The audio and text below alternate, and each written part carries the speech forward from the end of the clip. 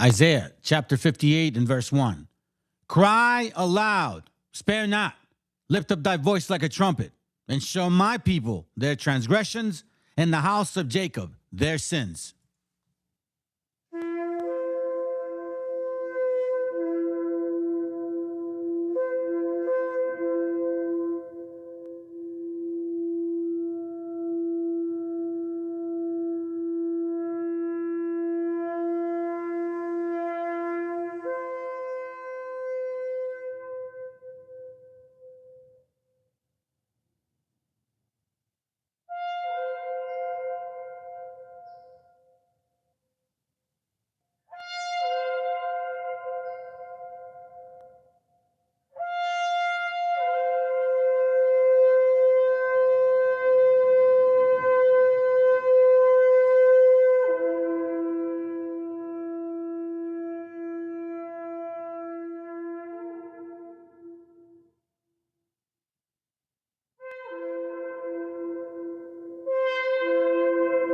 Copyright disclaimer.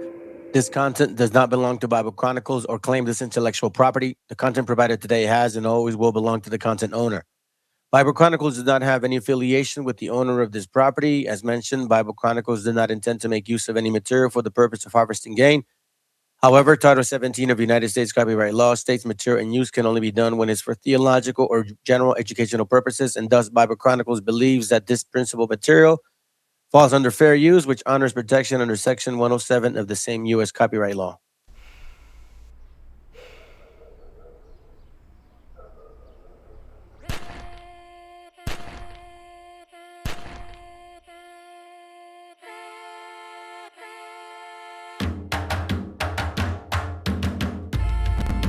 Estamos aquí, oye. Okay, you good? Estamos aquí. Mírame, estamos aquí. Desde hace rato, cuando ustedes llegaron, ya estaban las huellas de nuestros zapatos. Se robaron hasta la comida de gato y todavía se están lamiendo el plato. Bien encabronados con estos ingratos. Hoy le doy duro a los tambores hasta que me acusen de maltrato. Si no entiendes el dato, pues te lo tiro en cumbia, bossa nova, tango o vallenato. A lo calaboy y bambú, bien frontú, con sangre caliente como Timbuktu. Estamos dentro del menú. Tupac se llama Tupac por Tupac Amaru del Perú. América no es solo USA, papá. Esto es desde Tierra del Fuego hasta Canadá. Hay que ser bien bruto, bien hueco. Es como decir que África es solo Marruecos. Estos canallas se les olvidó que el calendario que usan se lo inventaron los mayas con la Valdivia precolombina. Desde hace tiempo, este continente camina, pero ni con toda la marina pueden sacar de la vitrina la peste campesina. Esto va para el capataz de la empresa. El machete no es solo para cortar caña, también es para cortar cabeza. Aquí estamos, siempre estamos, no nos fuimos, no nos vamos. Aquí estamos pa' que te recuerde. Si quieres mi machete te muerde. Aquí estamos, siempre estamos, no nos fuimos, no nos vamos. Aquí estamos pa' que te recuerde. Si quieres mi machete te muerde. Si quieres mi machete te muerde. Si quieres mi machete te muerde. Si quieres mi machete te muerde. Te muerde, te muerde. Los paramilitares, las guerrillas, los hijos del conflicto, las pandillas, las listas negras, los falsos positivos, los periodistas asesinados, los desaparecidos, los narcogobiernos, todos los que robaron, los que se manifiestan y los que se olvidaron, las persecuciones, los golpes de estado, el país en quiebra, los exiliados, el peso devaluado, el tráfico de droga, los carteles, las invasiones, los emigrantes sin papeles, 5 presidentes en 11 días, disparo a quemarropa por parte de la policía, más de 100 años de tortura, la nova trova cantando en plena dictadura. Somos la sangre que sopla la presión atmosférica. Gambino, mi hermano, esto sí es América.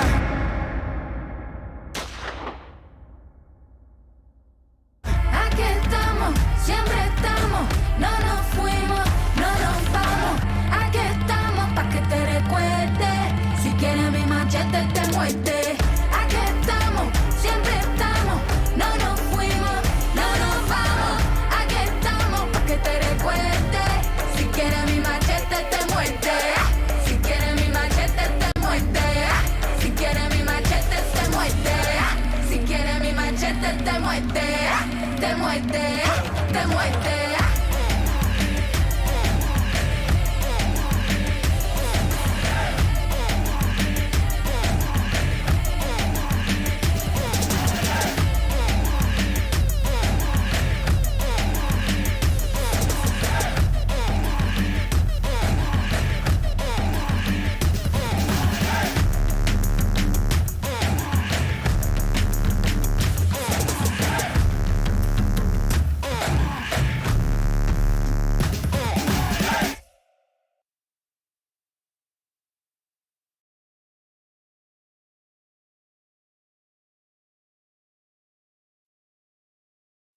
autor viene a decirnos con mucha firmeza y gran convencimiento lo mismo que nos decía en el siglo XVIII el barón de Holbach, ¿no? Un filósofo francés de origen alemán. Si nos remontamos al comienzo, entonces hallaremos que la ignorancia y el temor crearon a los dioses. La fantasía, el entusiasmo o el engaño los adornaron o desfiguraron. La debilidad les rinde culto, la credulidad los conserva, la costumbre los respeta y la tiranía los apoya para que la ceguera de los hombres sirva a sus propios intereses.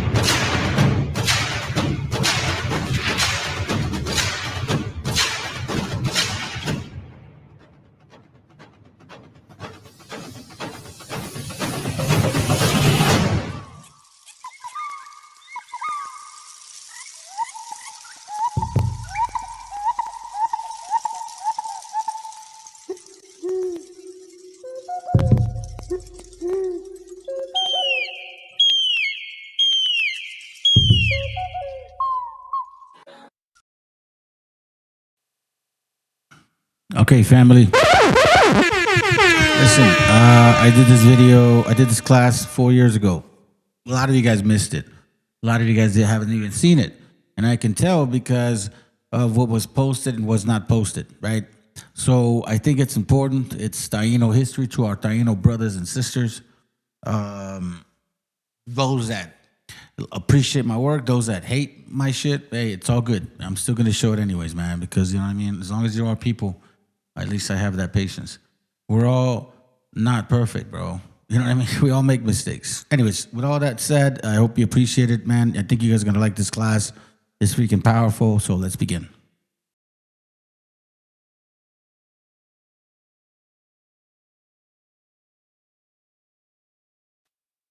By the way, and as people come in, if you guys could just share what I said, right? They start wondering, because obviously this is from 4 years ago.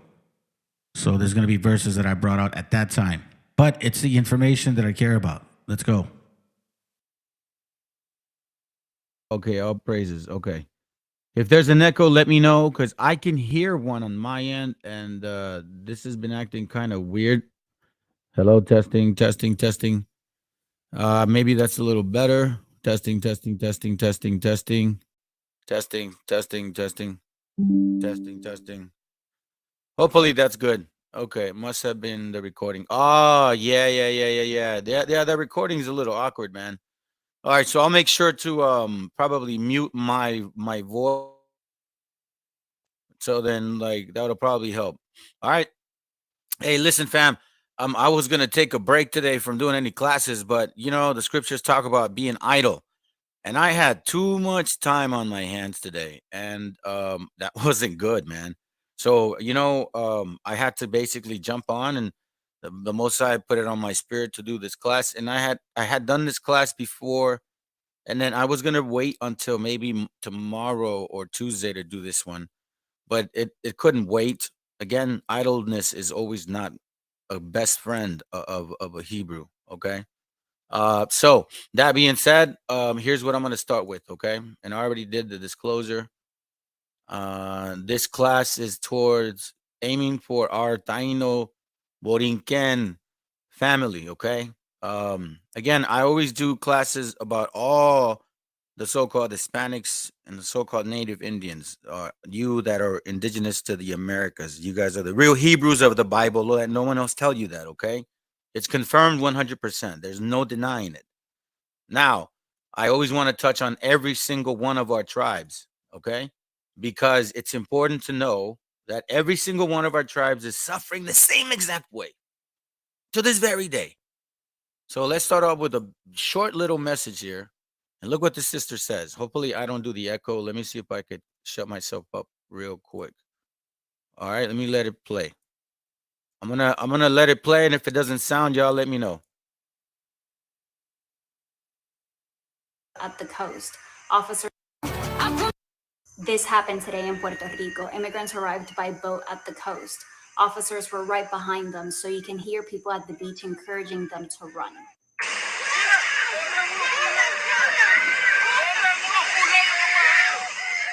They even told this woman, "Sit down here with us and hide." But at a different part of the coast, this happened. The person who recorded the video says this is a tourist from Texas who pinned down one of the immigrants and held him until an officer took him away. This happened.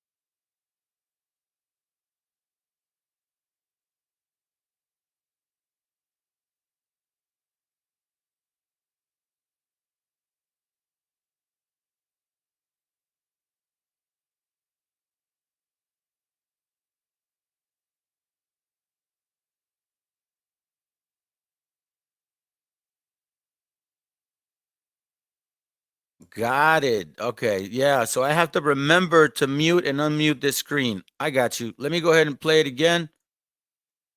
I'm gonna play it one more time, and I'm not gonna mute myself, or I'll mute it on my disc. Today in Puerto Rico, immigrants arrived by boat at the coast. Officers were right behind them, so you can hear people at the beach encouraging them to run.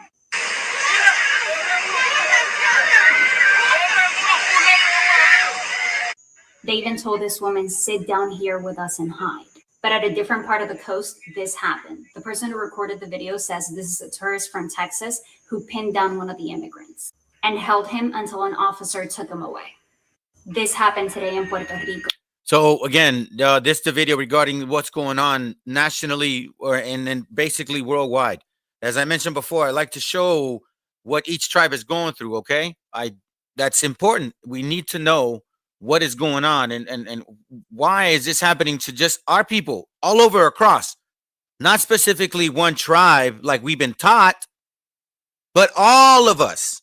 Okay, every single one of us. So now I'm gonna read this scripture real quick. Let me get the video going. Give me a second. Hold up. Let me get through the commercials. We're going to read Isaiah chapter 5, verse 1, okay? And by the way, I think I got a little confused by what you guys were saying, man, because I usually have my system all set. But when y'all were saying that you couldn't hear me, I just kind of like, what? I should stick to my guns. I got my setup, my system set perfectly. If you guys can't hear me, it's your end.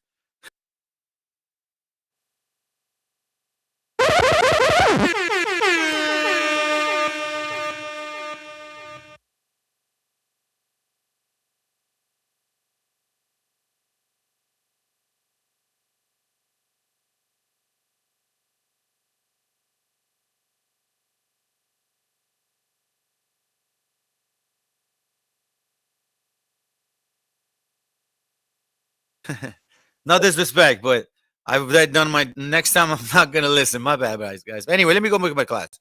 Isaiah chapter 5, verse 1. It says, "Now will I sing to my well beloved a song of my beloved, touching his vineyard." My well beloved has a vineyard. in a very fruitful hill. All right, it's a parable. And he fenced it and gathered out the stones thereof and planted it with choice vines, meaning the best, and built a tower in the midst of it, protected it, and also made a winepress therein, because as he obviously expects to harvest, he wants to benefit from what he's actually sowing, correct? And he looked at it should bring forth grapes, and it brought forth wild grapes, right? So now he goes, and now, O inhabitants of Jerusalem and men of Judah, judge, I pray you, bewitch me and my vineyard. What could have been done more to my vineyard that I have not done in it?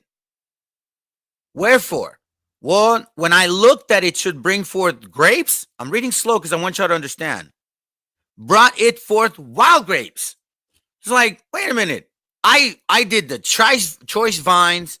I gathered stones, put a hedge around them, built a tower, did a brine press, man. I planned this out perfectly. But now I find myself that it don't even bring forth good fruit. It's bringing forth wild grapes. Like, what's going on? So then verse 5 says, and now go to, I will tell you what I will do to my vineyard, which is you Hispanics, you native Indians, you Hebrews of the Bible. I will take away the heads thereof, the protection, and it shall be eaten up, your mind, and broken down the walls thereof, your flesh, and it shall be throtted down, meaning you're going to be destroyed. All across the board, we see these signs and wonders upon our people, our native brothers in America, our gente in Central, our gente in Mexico, our gente in South America, our gente in Puerto Rico. Wake up, guys. Look. This is one of hundreds of schools that the Puerto Rican government has shut down. Sorry, this is not the right one. This is wait, let me pause. And I actually recognize some areas because of the pictures I've been. That's not the right one. My bad. That's another one. You guys already found out about the future video. All right, that's not it. Hold up. Give me a second. My bad. But it is a very good video right there. I was all very thankful to find it. Hold up. Let's see. Okay, no, that's not it.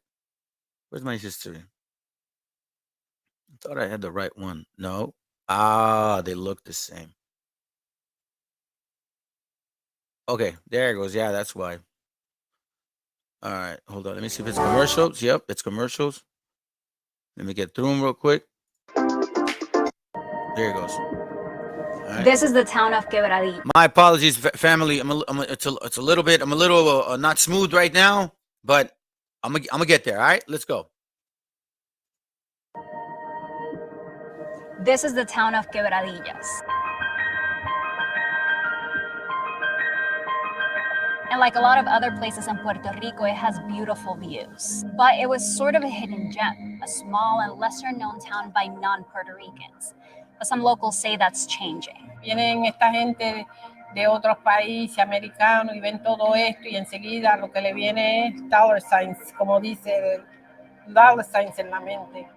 I'm packing here. This is the next place I'm packing. Now some Puerto Ricans are having to pack their bags and move out. Nos están sacando de nuestro lugar. Cuando abramos nuestros ojos no vamos a tener isla y vamos a ser un Puerto Rico sin puertorriqueños.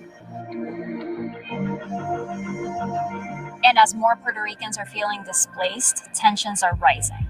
O sea, si tú eres un colonizador, porque eso es lo que está pasando, están comprando nuestras tierras, están comprando nuestras casas, que se vayan. Punto. ¿Sabes? Que no, uno, que no venga, dos, que te vaya. I'm starting this video with the story of this building, an 18-unit apartment complex in Quebradillas with an ocean view.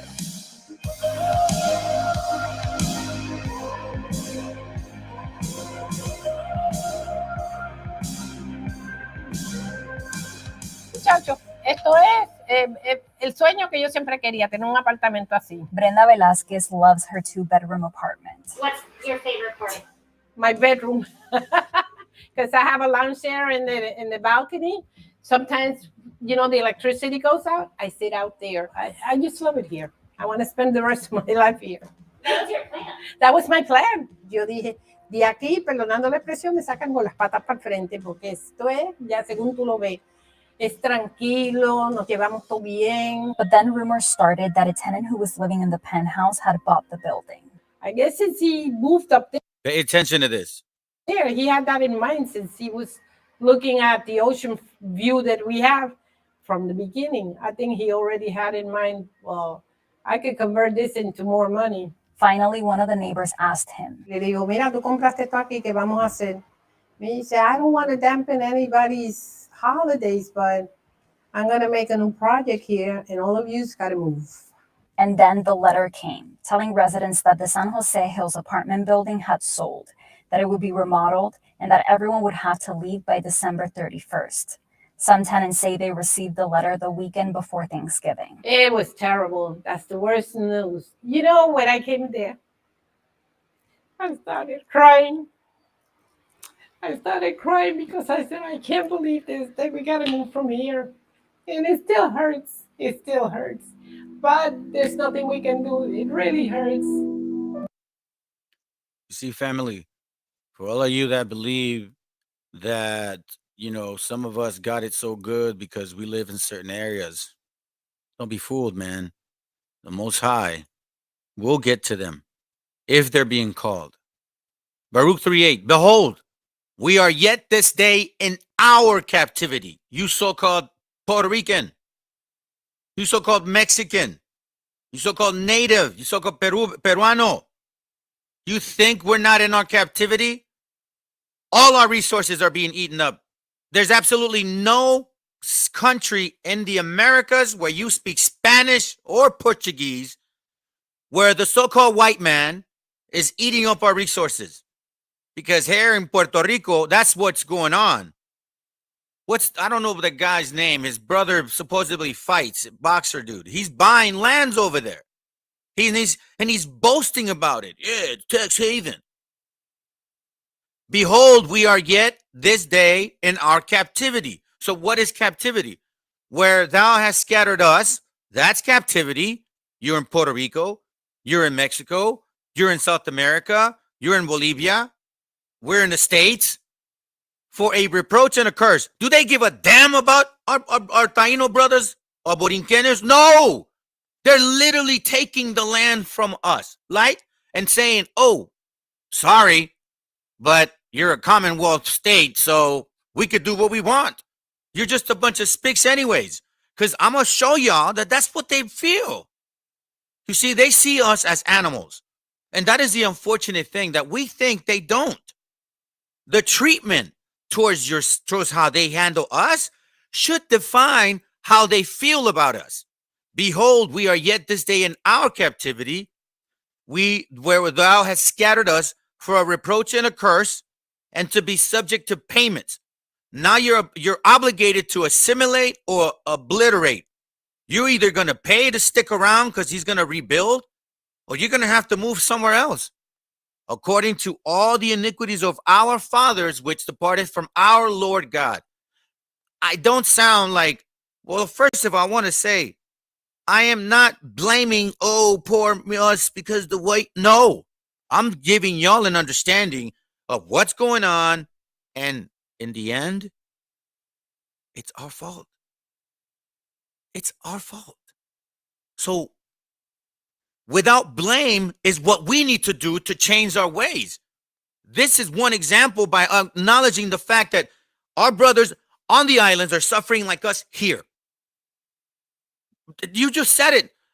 Puerto Rico no va a ser una isla sin puertorriqueños. I mean, come on, man. Scattered and reproached. You're literally being scattered right now as you speak, my so-called Taino brother and sister. And I'm being neutral all across the board, okay? I'm being neutral. I'm not trying to say, oh, me or my tribe or you're. No, all of us, we're one people, one stick. Eventually, it's going to happen. That's why I feel like it's so silly to worry about a chart, because at the end of the day, both kingdoms will be one kingdom. It'll be one kingdom. That's it.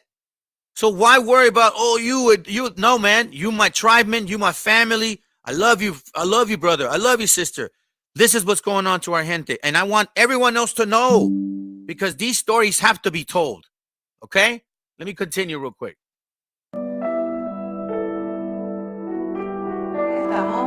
Unos días estamos con mucha tensión, otros días no podemos dormir, ansiosos todo el tiempo, porque de repente nos hemos tenido que dar a la tarea de comenzar a buscar un lugar donde vivir. Janita Ocasio and her husband moved to San Jose Hills a year and a half ago. Un lugar muy, muy tranquilo, el sentido de comunidad, es como una comunidad pequeña y estamos todos pendientes los unos de los otros. They had no plans to move out anytime soon until they got the news. Nos han informado que van a hacer un tipo club, un high-end Airbnb o hotel tipo club, para aparentemente dedicado a los residentes de Estados Unidos. She said a club. What does the Bible say about that? Watch. Show y'all something real quick.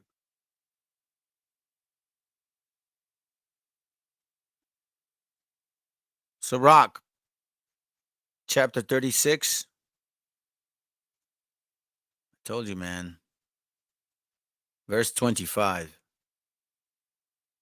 Where no hedge is, there the possession is spoiled.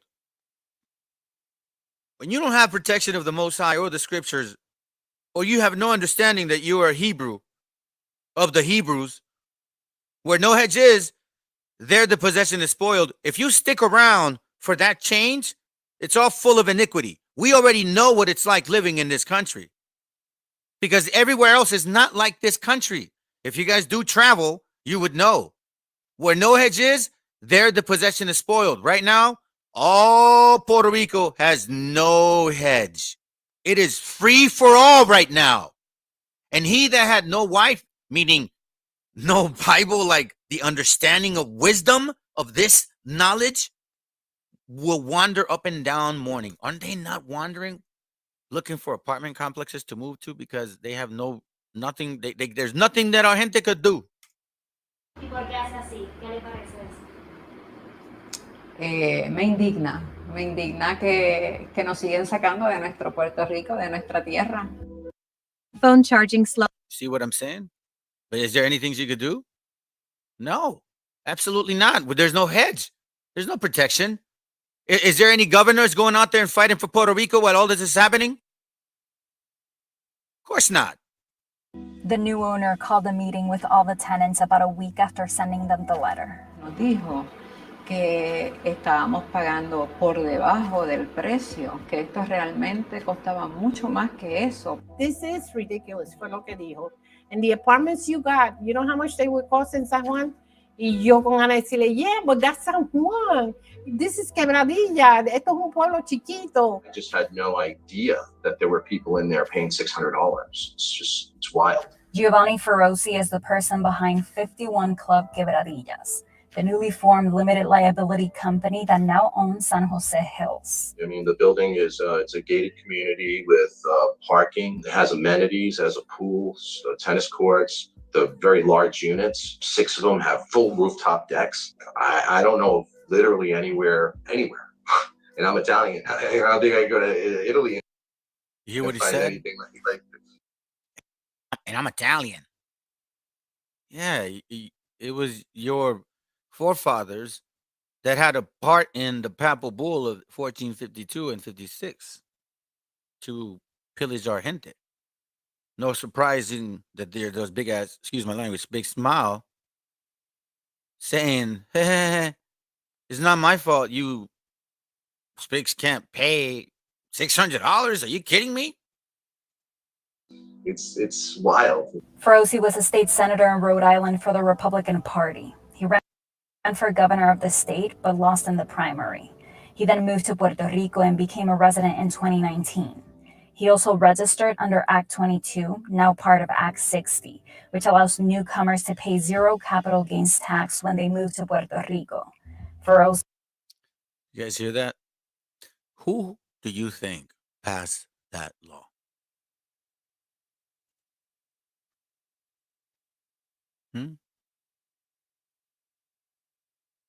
Where's it at, Daniel?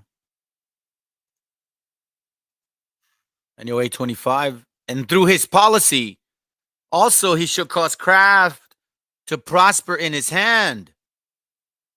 And he shall magnify himself in his heart, meaning in his mind, like, I'm going to take that island. And by peace, listen, Puerto Ricans of the island, you U.S. citizens, you're only paying $600. Look, man, look at the anemones, I believe that's how you say it. Look at the pool. You got a beach view, like, and by peace shall destroy many. Just raise the rent. You can't afford it, you Puerto Rican, so you got to leave. He shall also stand up against the prince of princes, but he shall be broken down without hand, and we look forward towards that. Yeah, he probably claimed he's Puerto Rican too, man. More likely, you could say, you know what? I'll bet you anything he was, because when I first peeped him or looked at him, I'm like, oh, Puerto Rican cat. Kid you not. And look, there was a little essence in it. Watch. Anywhere. And I'm Italian. See? That is so interesting. Giovanni Ferrosi is the person behind 51 Club Quebradillas, the newly formed limited liability company that now owns San Jose Hills. I mean, the building is it's a gated community with parking. It has amenities, has a pool, tennis courts, the very large units. 6 of them have full rooftop decks. I don't know literally anywhere. And I'm Italian. See, yeah, you're right. Probably claim to be Puerto Rican too. Man, that's without a doubt.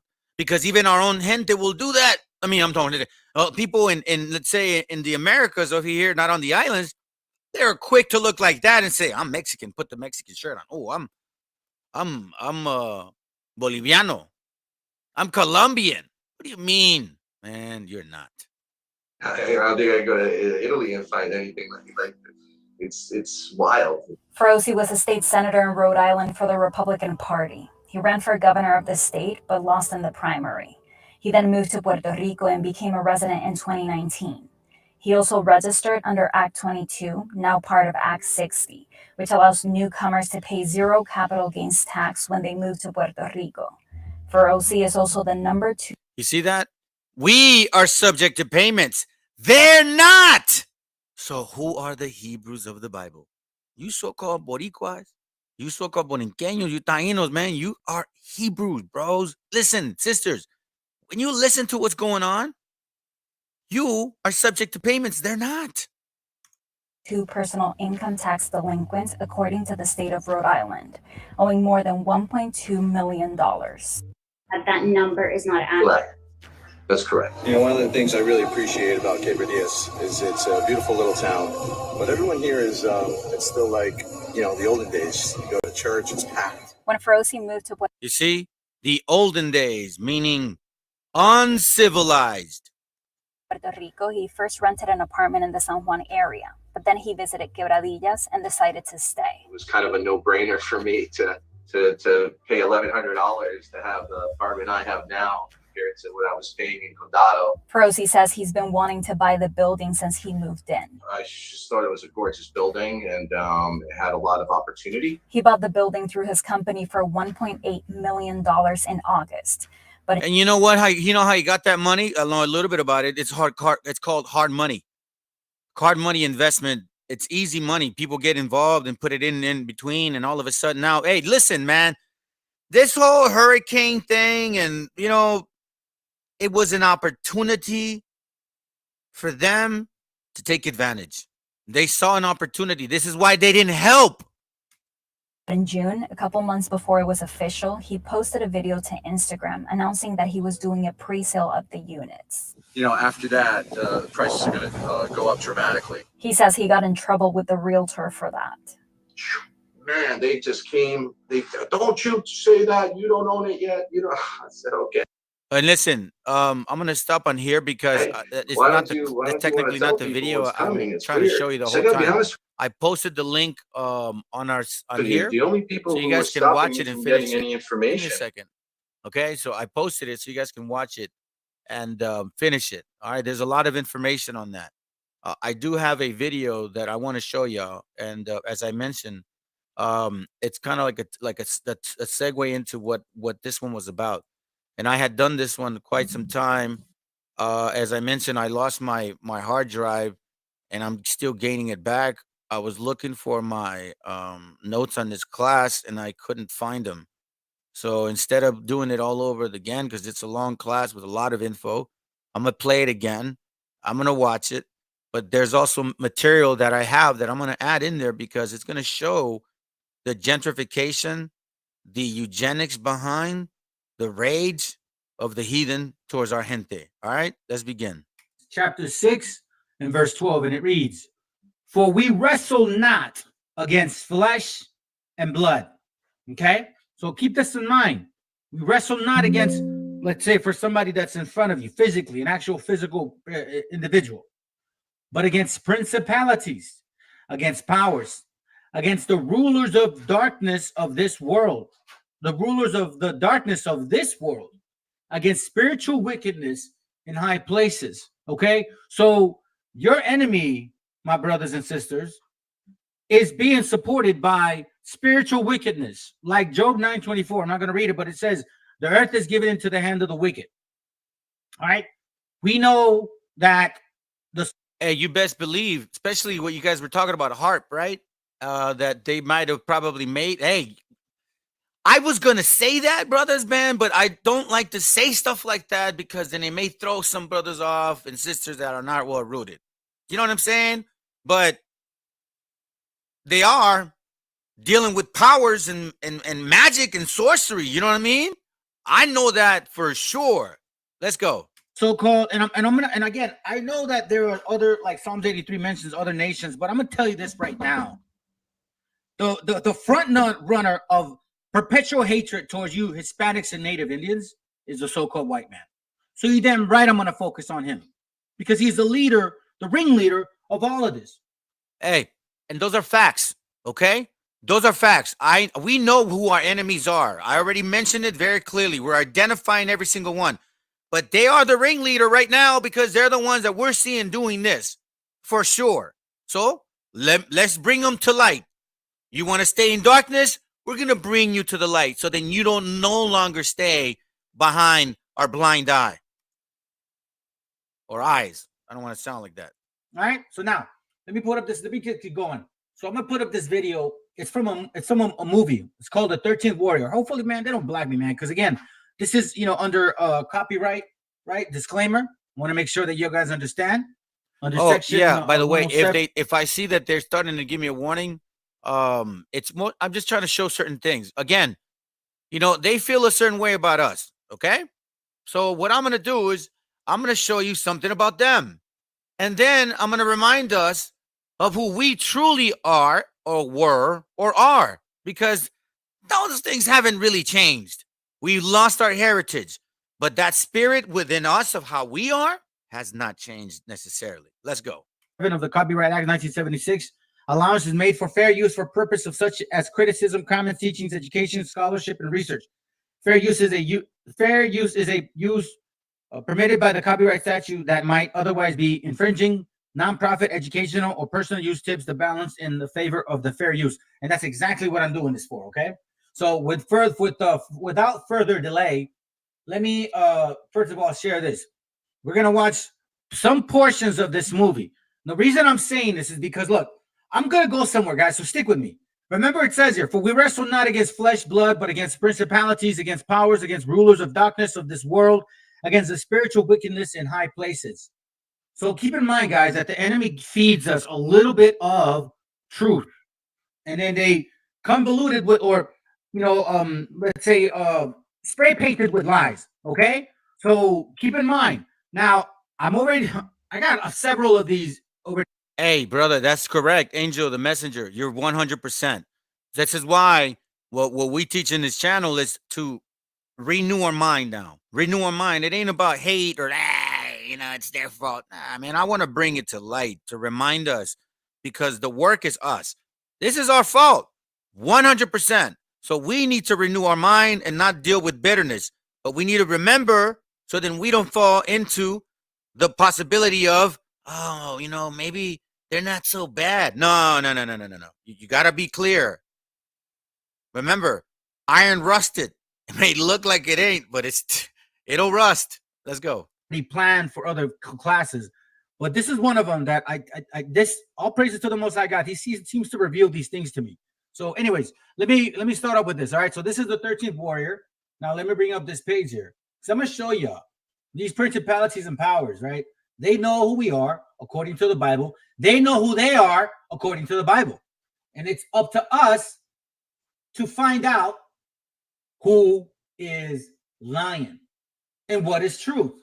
Like John 8:32, and ye shall know the truth, and the truth shall set you free. Now, this is from the 13th tribe, a book, okay? Page 35. Watch what it says. This is from the 13th tribe. Remember that famous book by where's that?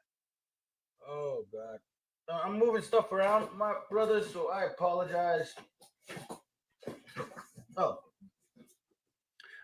Arthur Koestler, the 13th tribe book, okay?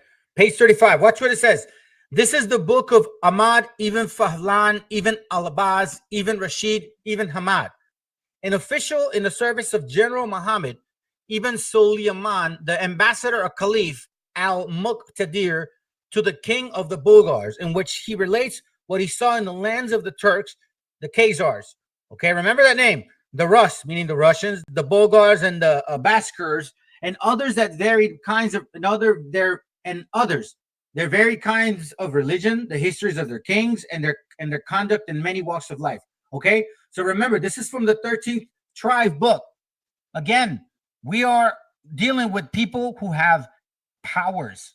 Satan is behind them, and they're giving us clues to show us who they are. Now, I'm going this route because I'm going to prove something. Stick with me, guys. Walk with me. I am Ahmed ibn Fahlan, ibn al-Abbas, ibn Rashid, ibn Hamad. And things were not always that. You see that? I am Ahmed ibn Fahlan, ibn al-Abbas, ibn Rashid, ibn Hamad. And things were not always that. At one time, I was a poet in the greatest city in the world. Life was easy, and I lived without care. Until one fateful day, I met a beautiful woman who belonged to another man. Her jealous husband complained to the Caliph, who made me the ambassador to the land of the Tasubla, a country far to the north. I was banished from my home and from all that I knew.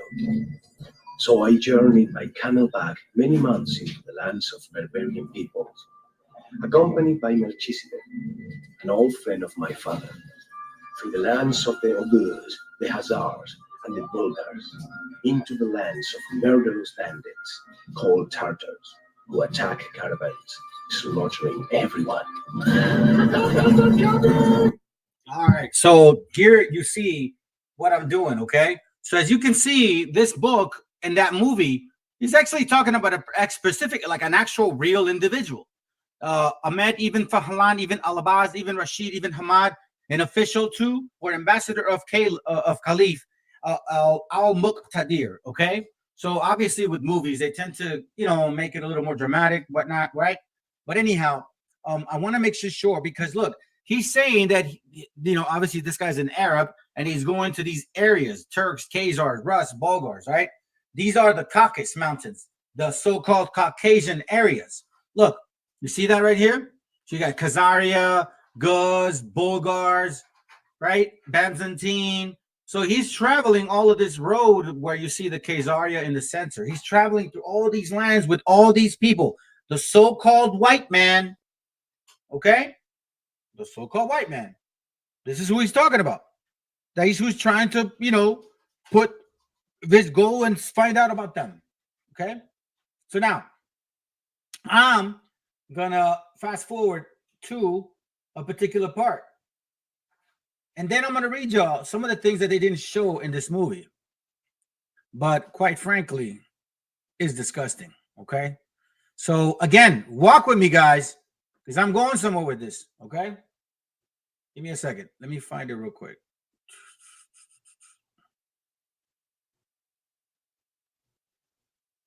Here it goes. Here it goes right here. Watch this. All right. I'm going somewhere with this, so follow me. Oh, wait, hold on. Let me read this real quick. This is from page 91. It says here, watch this. Okay, the following passage on the Rus occurs just before his account of the Khazars quoted earlier on. All right. It says here, the Rus, the Russians, the Caucasians in that area. They are the filthiest creatures of the Lord. In the morning, a servant girl brings a basin full of water to the master of the household.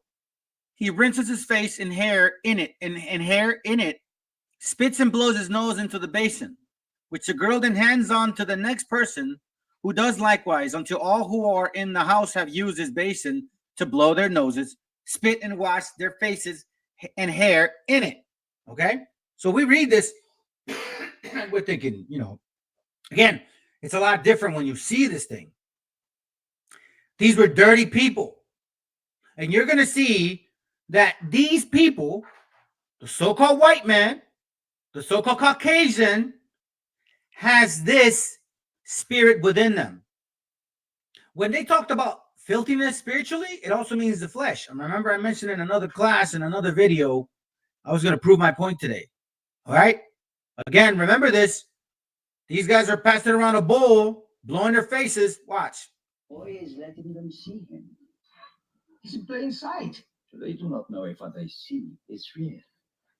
Something to do with the mist. Apparently, they find dangerous things, spirits in the mist. The boy was being watch this, giving them time to decide if he's real.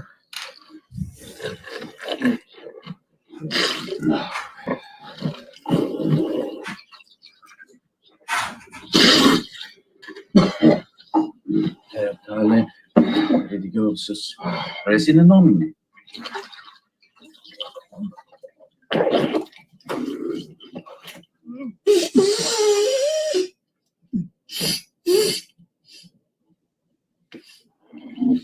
Hey, fam, I've seen this movie so many times. I can never get over that. Man. Oh, God.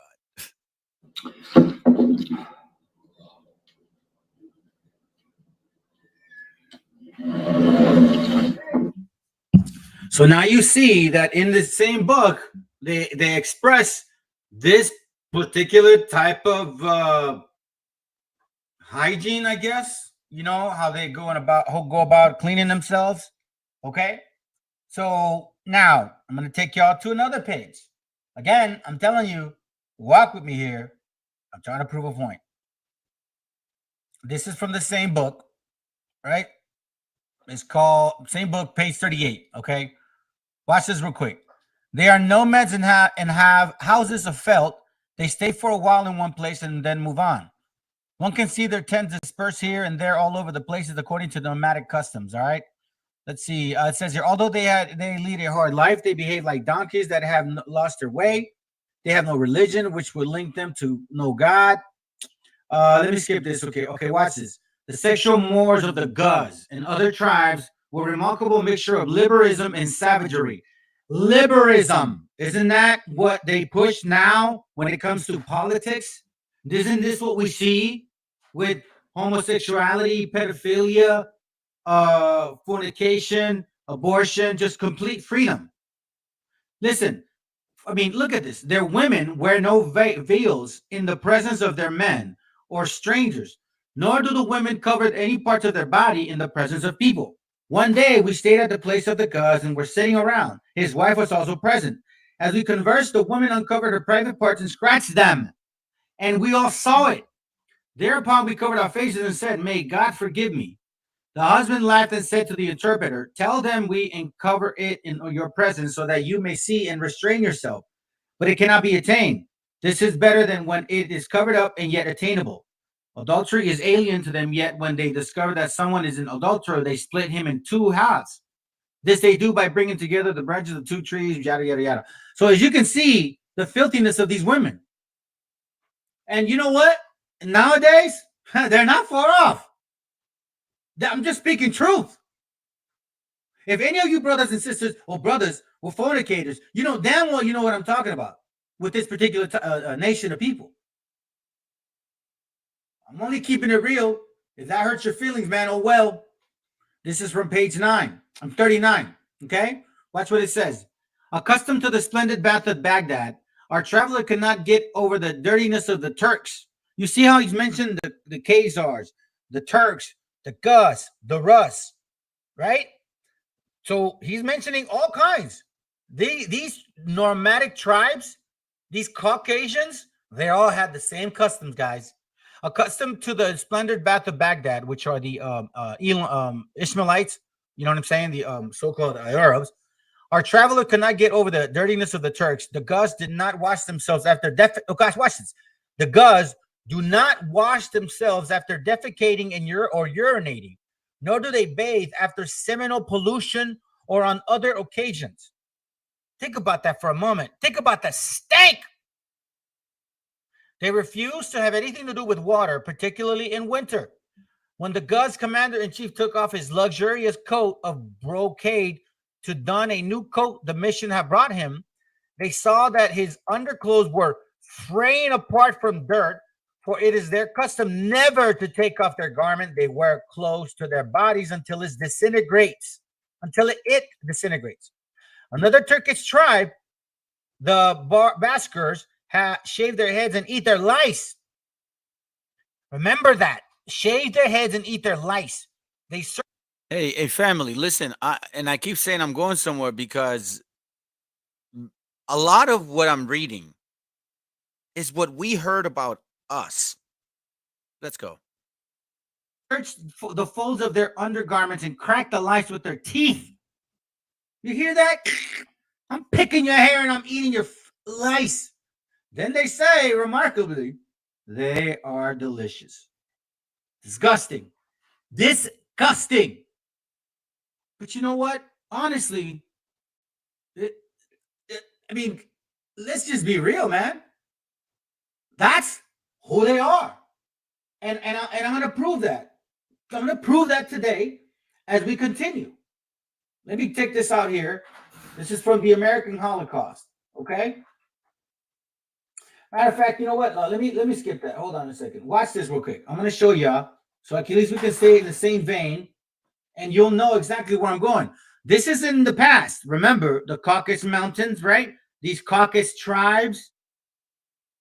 Remember the scripture Romans. All right, let's read it real quick. Because again, this is all about just knowing. Look, whenever anybody goes to battle, you got to know your enemy. You got to know his tactic, his mentality, psychology. You got to know all of that. Romans 15:4. For whatsoever things were written aforetime were written for our learning. It's not just the Bible. It's also historical books. It's also character traits of a particular type of people. If you guys remember, okay, let's not be simple, guys. Judges 5:1 says, then it was declared to Holofernes, the chief captain of the army of Assur, that the children of Israel had prepared for war and had shut up the passages of the hill country and had fortified all the tops of the heights of hills and had laid impediments in the camping countries. Okay. Wherewith he was very angry and called all the princes of Moab and the captains of Ammon and all the governors of the seacoast. And he said unto them, tell me, ye sons of Canaan, who these people is that dwell in the hill country, what are the cities that they inhabit, and what is the multitude of their army, and where is the power and strength, and what king is set over them, or captain of their army? And why have they determined not to come and meet me, more than all the inhabitants of the west? You see that? He inquired about the other nations. We're supposed to do that. Let's not be silly, guys.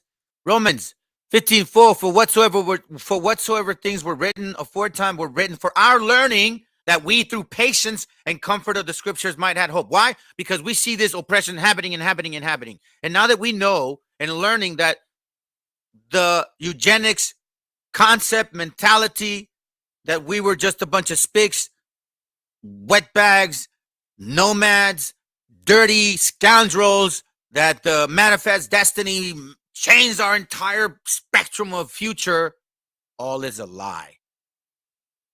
That's what I'm showing y'all.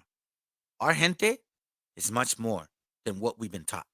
So we got to get rid of that whole deep-rooted memory that's lying within your skin that doesn't let you fully wake up to the laws of the Most High. Because if you really were fully awake, you'd be doing them all. And you'd be doing this too in your own way. You'd find your mission in this office that all of us have. So if you haven't found your way, it's because you still are asleep somewhat. But all praises to the Most High that we're all here listening, because I'm still growing.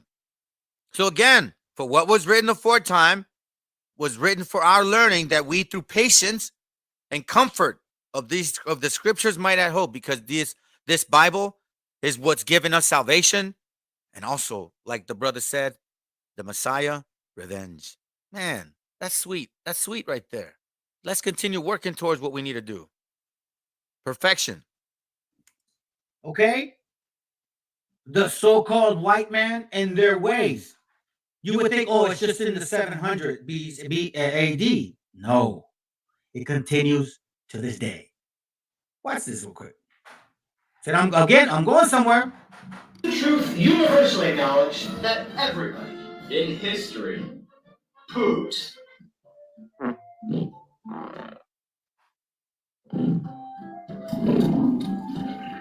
In ancient times, the Romans built public underground sewer systems, which not only carried waste, but also drinking water. So it paid to be upstream. The Romans used large divider-free public restrooms, some with up to 50 toilets. Many people read prayers and protection spells to keep safe from demons, rats biting their bums, and open flames that could flare up with methane pockets. In the Middle Ages, where you pooped largely depended on your class. Lower class people pooped in chamber pots, aka a jerry, gazunger, a po, thunderpot. If you were really poor, bucket. In medieval London, it was illegal to empty these out the window. Not that it stopped many people. Most people carried their full chamber pots to a nearby stream river and emptied them there. Larger houses had attached latrines which drained into cesspits, which were emptied by men called gong farmers, who would then carry the waste to the streams and rivers. Listen, fam, a lot of our older families, right? They look up to the white man. You can't say nothing bad about white Jesus at all. They have no idea that this is their history. They really think that how things are today, society, and how they quote, quote, carry themselves is always how they've always been. And we were the opposite. A lot of our older people think that. My mother, very submissive to the white man. My father-in-law, rest in peace, very strong-minded man. But when it came to the white man, bam, man, he was like a child. Unfortunately, that's colonialism. Gong farmers of London would end their shift bathing in the River Thames, which was probably only slightly cleaner than themselves. At least they were well paid. For the top of the pooping ladder, castles featured rooms called garderobes, which had literally a seat with a hole to the outside cut into it. Poop would drop right into the castle boat. When the tide was low, it would pile up above the water until it was flushed away into the river, which was also drinking water. The word garderobe is French for wardrobe. People would remember that, which is also drinking water. Hang their clothes in these rooms, as the fleas and moths did not like the smell. There was a position called the groom of the king's stool, whose job was to wipe the king's bum when he was finished pooping. Naturally, this was a job of honor, and only princes or boards of royalty were allowed to do it. With all this poop being thrown around, you can imagine the smell literally everywhere. If you can't, think about this. Archaeologists have found medieval poop, and it still stinks to this day. This past year, they even found several 700-year-old barrels unearthed in Denmark in the Werner Square. Boy, do we stink, Brandon. Finally, in 1596, a man named John Harrington, who was actually an English poet, invented a flushing toilet for Queen Elizabeth I. But it was so loud it scared her from using it. It did, however, become popular to call this new invention after its creator, John. By the 1850s, over 400,000 tons of sewage were flushed into the River Thames each day. That's a lot of shit. Around 150 million tons of poo a year. Eventually, in the 1880s, a man came along who invented the ball cock. Remember this, okay? Remember, so-called man. Somebody came along and invented this, supposedly. and I guess deodorant too. And we'll touch about that later. Other patents, which helps silence the scary flushing toilets, leading to its widespread adoption. His name? Thomas Crapper. Fun fact, the U.S. Navy has developed... So you see this? Okay. So now let me pull this up real quick. Here, I'm going to take this off because I want to make sure that there's no confusion. All right, look, watch it. This is from Medieval Hygiene, Practices of Medieval Ages, okay? We all know the medieval ages weren't an enviable time to be alive, but do you really know what people's daily lives were like? Okay, look, watch this. Sewage management. If you were to time travel back to a major medieval city, perhaps the first thing you notice would be the stench, okay? Though a disorienting succession of food and foul odors would not doubt take your attention while walking the streets of any bustling metropolis today, things were a bit funkier back in the Middle Ages. It was basically poop, all right? More specifically, poorly managed poop, all right? Hey, fam, think about this, man. The swine comes from Europe. So, and they were eating this animal that feeds off of poop. Man. So it's just saying this, supposedly. All right, it says here, though Roman London did have a sewer system that emptied into River Thames, its connected streams, it fell into disuse by the medieval period. It wasn't, let's see, the number of days you can meet up folks who quickly to their knees. Watch this, approximately 100 people produce 50,000 kilograms, 11,000 pounds of human waste every day, approximately the weight of an adult Asian elephant. Multiply that by the number of days in the year, and you can see why medieval folks were quickly up to their knees. Let's see what else. And in 1357, a proclamation was issued forbidding anyone to throw any sort of waste into the Thames, like a river, right? Or any other waterway under the penalty of imprisonment and severe punishment at the discretion of the mayor. Remember, guys, we died, a lot of us, off of plague. A plague. Disease was brought upon us from them, from the Europeans, right? Now we're starting to see what this disease and where it came from. You're eating an animal that's eating your poop. You're basically within recycling yourself, in a sense. It's really disgusting. And aldermen. This was intended to force Londoners to put their waste into the carts and dung boats meant to carry out outside the city, because they used to dump their shit, their defecation, right, their feces, in the river that they drink from. However, the result was that many dumped their waste elsewhere in the city. One such place was the Tower Hill, which was blah, blah, blah. All right. Y'all can find this out too as well. Medieval hygiene, practice of medieval. All right. So let me close this up real quick. Here's another one. Why did some medieval kings and queens only bathe twice in their lifetime? Literally. Surreal. Hygiene in the medieval era. Hey, fam, how many famous actors nowadays that you guys heard of don't shower? They don't shower. They even admit it themselves. This is a trait. What was written aforetime was written for our learning. Just like that other nation king said, hey, tell me about these people. What do they do? What do they like? Who's their God? What's their customs? Well, I'm showing you how their customs. All right, let's go. Then you're going to see how we handle ourselves prior to their arrival. Give me a second. Hey, stop. Some historians argue that people around the world were much cleaner during the Roman era compared to the medieval era. Watch this real quick. Filthy royals.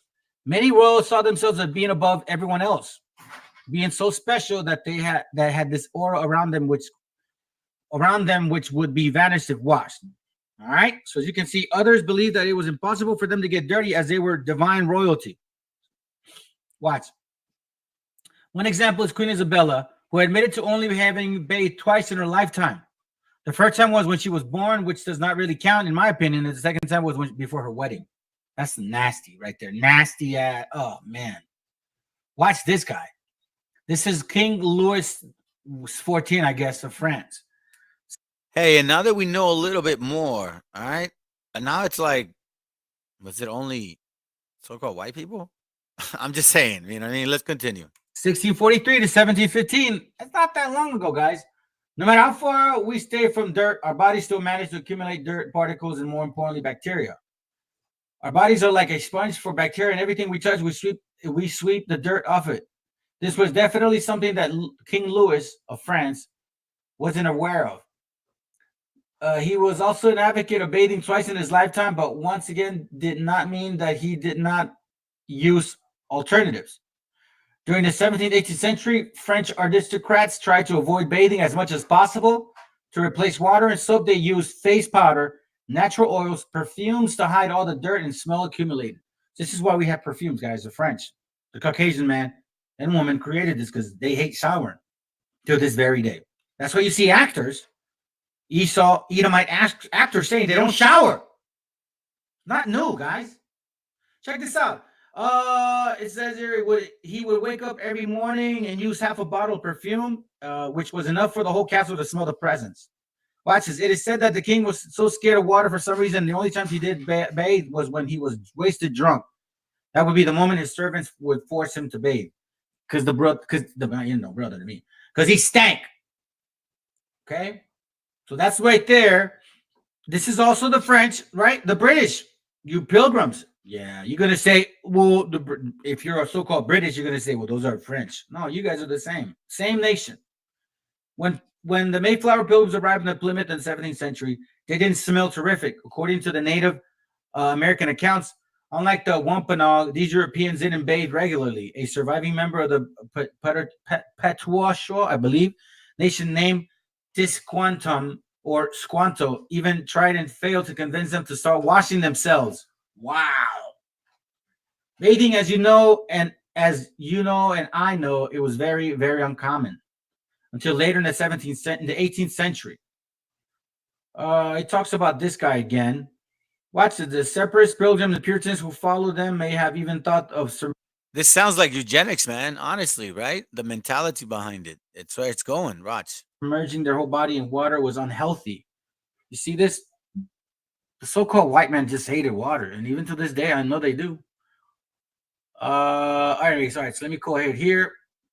Now, this is from mexicolori.co.uk. Aztecs kids, you guys can find this. Watch what it says about them, and I'm going to show something else as well. Okay, it says, as the conquistadors approached the Mexica capital of the Aztecs, covered the Spaniards with incense. Watch this. I'm sorry, let me read it again. Slow down. As the conquistadors approached the Mexica Aztec capital, the Aztecs covered the Spaniards with incense. I wonder why. The Spaniards took it as an honor, but the Aztecs just couldn't stand the pong. Wow. Many things about the Aztecs amaze the conquistadors, like their super fertile chinampas, or floating gardens, and the size of their great capital city. When in Europe, roads were never swept and people just emptied their chambers pots into the streets, which we read and saw, the Aztecs employed 1,000 cleaners to sweep and water their streets daily, built public loos in every neighborhood, and carried human poo and canoes for use as fertilizer. While London was still drawing its drinking water from the polluted river Thames as late as 1854, the Aztecs supplied their capital with fresh water from the nearby hill of Chapultepec by means of 2 aqueducts. The sacred importance of the water is clear for the Aztecs word for city, Altepetl, which means water mountain in Nahuatl. But probably nothing seemed more weird to the Spaniards than the Aztec attitude toward personal hygiene. Simply put, the Aztec being clean was cool. One conquistador reported in a tone of wonder that Moctezuma bathed twice a day. He did, but there was nothing extraordinary about that for an Aztec, since everybody bathed often, and many of them every day in the rivers or pools, which basically I do at least twice a day. They didn't have true soap, but made up for it with the fruit of what the Spanish called soap tree and the sticky root of the soap plant. Both gave a lather rich enough to wash body, hair, and clothes with. Here's a picture. That's where they got the deodorant and soap. That was ours. That was our stuff. But they relabeled it. And now they sell it to us, claiming they invented it. Right? The Mexica also used deodorant, breath freshener, and ash to clean their teeth with with. We have found over 2,700 herbs regarding medicinal herbs, okay, that actually are curing, that help for curing.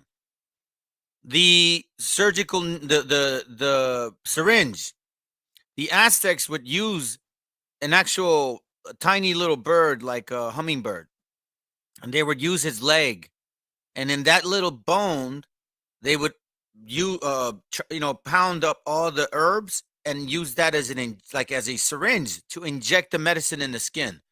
That's where you get the syringe.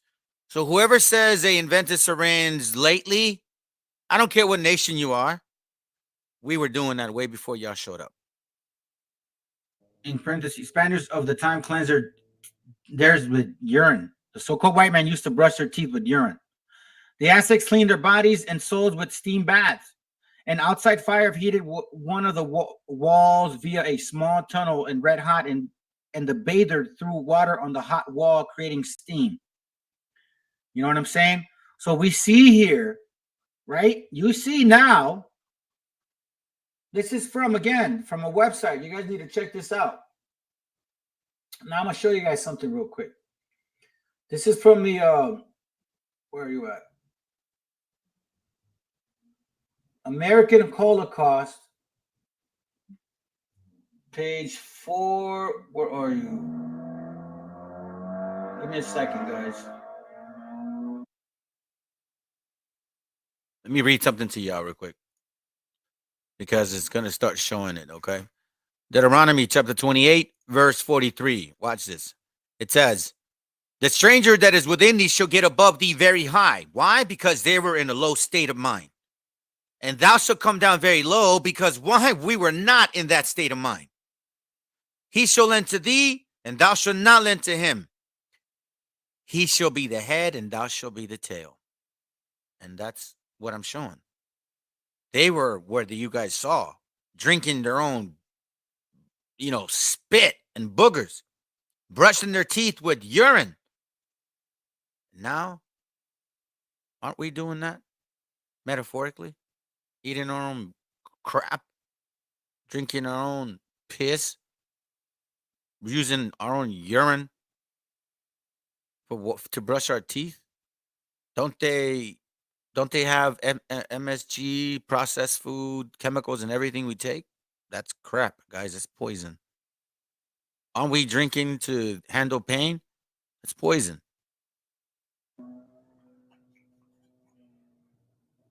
We were so high in status, and now we're so low. Don't tell me I didn't freaking save it.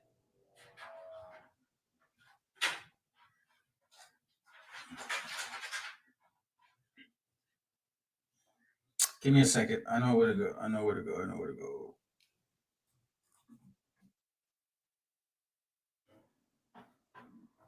Hold on, okay? Let me get it real quick, guys. Give me a second. Bam, I'm going to let it play. I'm going to go do something for my son real quick. I'll be back. Give me about a couple minutes, all right?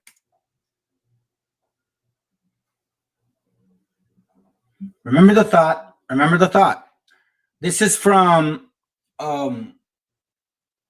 American Holocaust, page 4 and 5. Watch this. Impressive as Iztapalapa was, the Spanish were seeking the heart of the great empire, so they pressed on. In addition to the cities that surrounded the Lake of the Moon, other towns were like Tenochtitlan, built on small islands within it. As they neared the area that would take them to Tenochtitlan, Bernal wrote, watch this real quick. Let me just write this real quick so I don't forget, okay?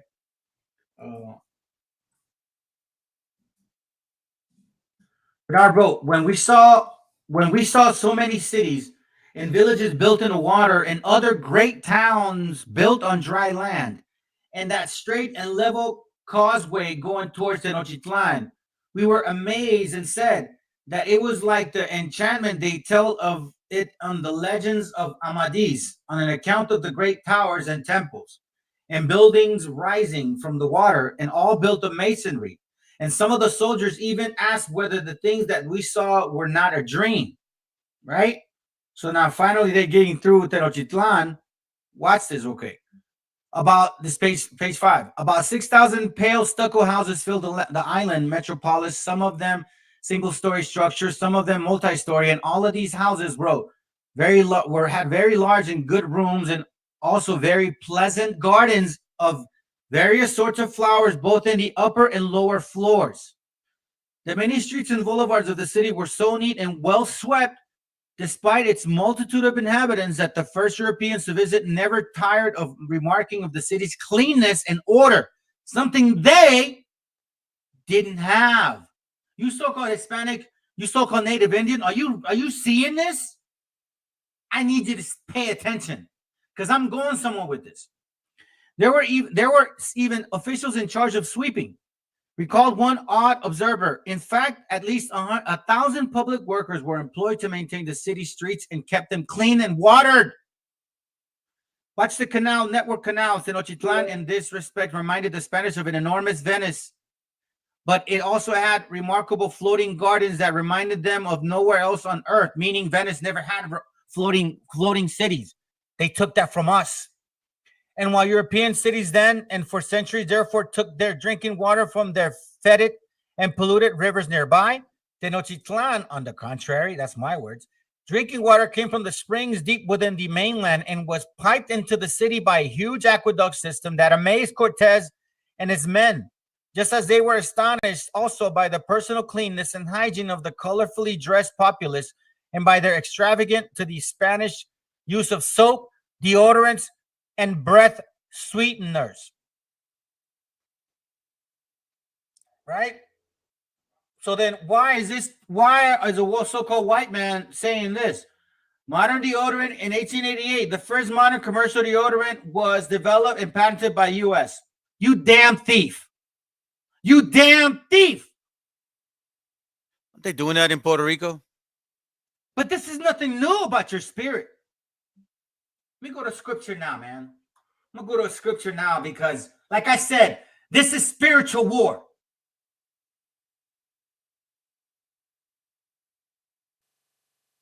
Like I told you, brothers, man, I brought this out 4 years ago, and a lot of people missed this class.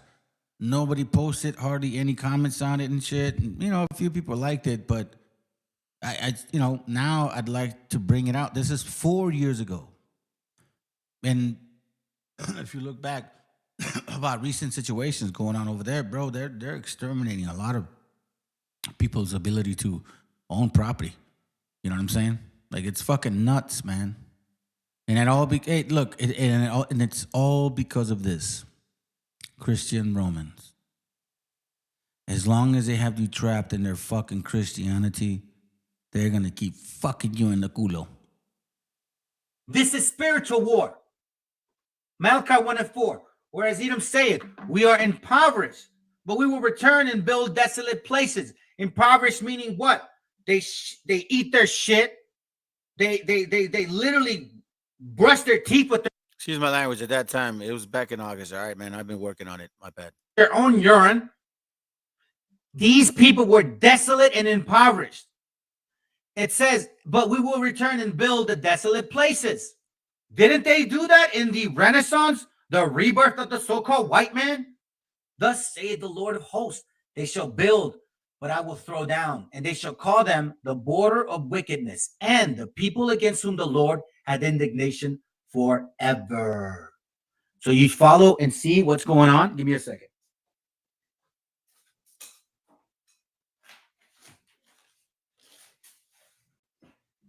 This is why we have what we have. Okay? So we have a thief who likes to steal things and relabel it and sell it. Yeah, you're right. It's like I just started teaching after that shit. Like I just started letting it go. I started letting it loose like a fucking machine. What you're supposed to do. Tell the fucking truth, man. Stop lying to people, bro. Like the reason I did this today was because I wanted to show some love to our Taino brothers. Because I got some haters out there. Shit. They think I'm like hating on them. Because you guys just, you don't get it. Because you don't get it. You're hating on it because you don't get it. Some of you guys make it seem like I'm siding with certain people. Like, nah, bro, you guys can understand now that I don't side with nobody. Like, facts are facts. Look, listen, we are not worshiping some fucking entity, some dude that was here to make. Nah, bro, there's no Jesus here right now. Some people are trying to make it seem like it. Like, I don't know, maybe I misunderstood, but apparently that was attempted. I was not gonna let it happen. Let's continue. To us and say that he invented it. Look, Aztecs utilized astrology, physic healing, psychic healing, massaging, herbology, and many other alternative methods of curing their people. They had the use of over 1,000 herbs. So why are we watching all of these videos, YouTubes, all these so-called white people, all these other nations, Kachava and Mudwater? You know what I'm saying? All of a sudden, they're like healers. Y'all don't know nothing about healing. You don't know anything. You don't have the spirit for it. We do. Because the Most High chose us. For you so-called Hispanic and Native Indian, lift up your spirit, brother and sister. Lift up your spirit. You are holy unto the Lord thy God. Deuteronomy chapter 7, verse 6. For thou art an holy people unto the Lord thy God. The Lord thy God hath chosen thee to be a special people unto himself, separate, possessive, meaning he only loves us. Above all people that are upon the face of the earth. I know that that's difficult for you Hispanic to accept, or you Native Indian. I know it's difficult to accept because we never got love from our parents. The majority of us really grew up with parents that were completely oppressed, depressed, after slavery of years and years and years of just spiritual oppression. Believe me, it's hard to come back. It's hard to break that ground. We saw that class yesterday regarding, or the other day regarding the grandma and the granddaughter, how she said, I've never told her I loved her. I couldn't do it because I guess I never went through that. And then the granddaughter is all in pain, crying because obviously the way she was treating her was very like hard love, that cold, like it's so-called Hispanic, so-called native love, tough love, man. And sometimes our families, they do the best they can, and it really isn't what some of their children need at that time. You know what I'm saying? So you brothers and sisters, we need to start planting properly, break that ground, break that clod, those rocks beneath the dirt, and start filling your mind of your truth, that you are the Israelites of the Bible. Okay? I know that is hard to believe. I know it's hard to believe. But let me continue. Ecclesiastes chapter 5 and verse 8. And quite frankly, it's difficult to believe because obviously if we're above all other people, then why the hell is this happening? Right? But watch this. Ecclesiastes chapter 5 verse 8.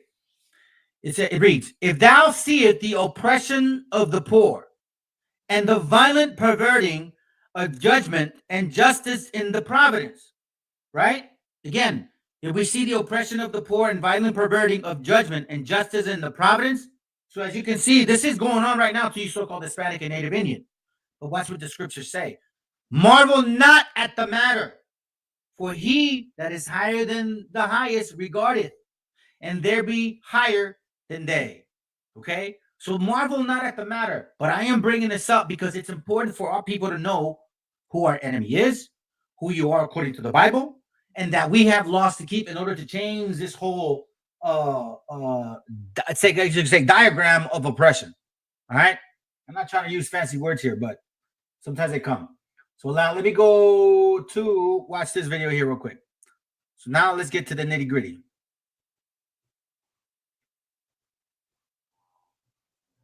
Give me a second. Take this off, take this off.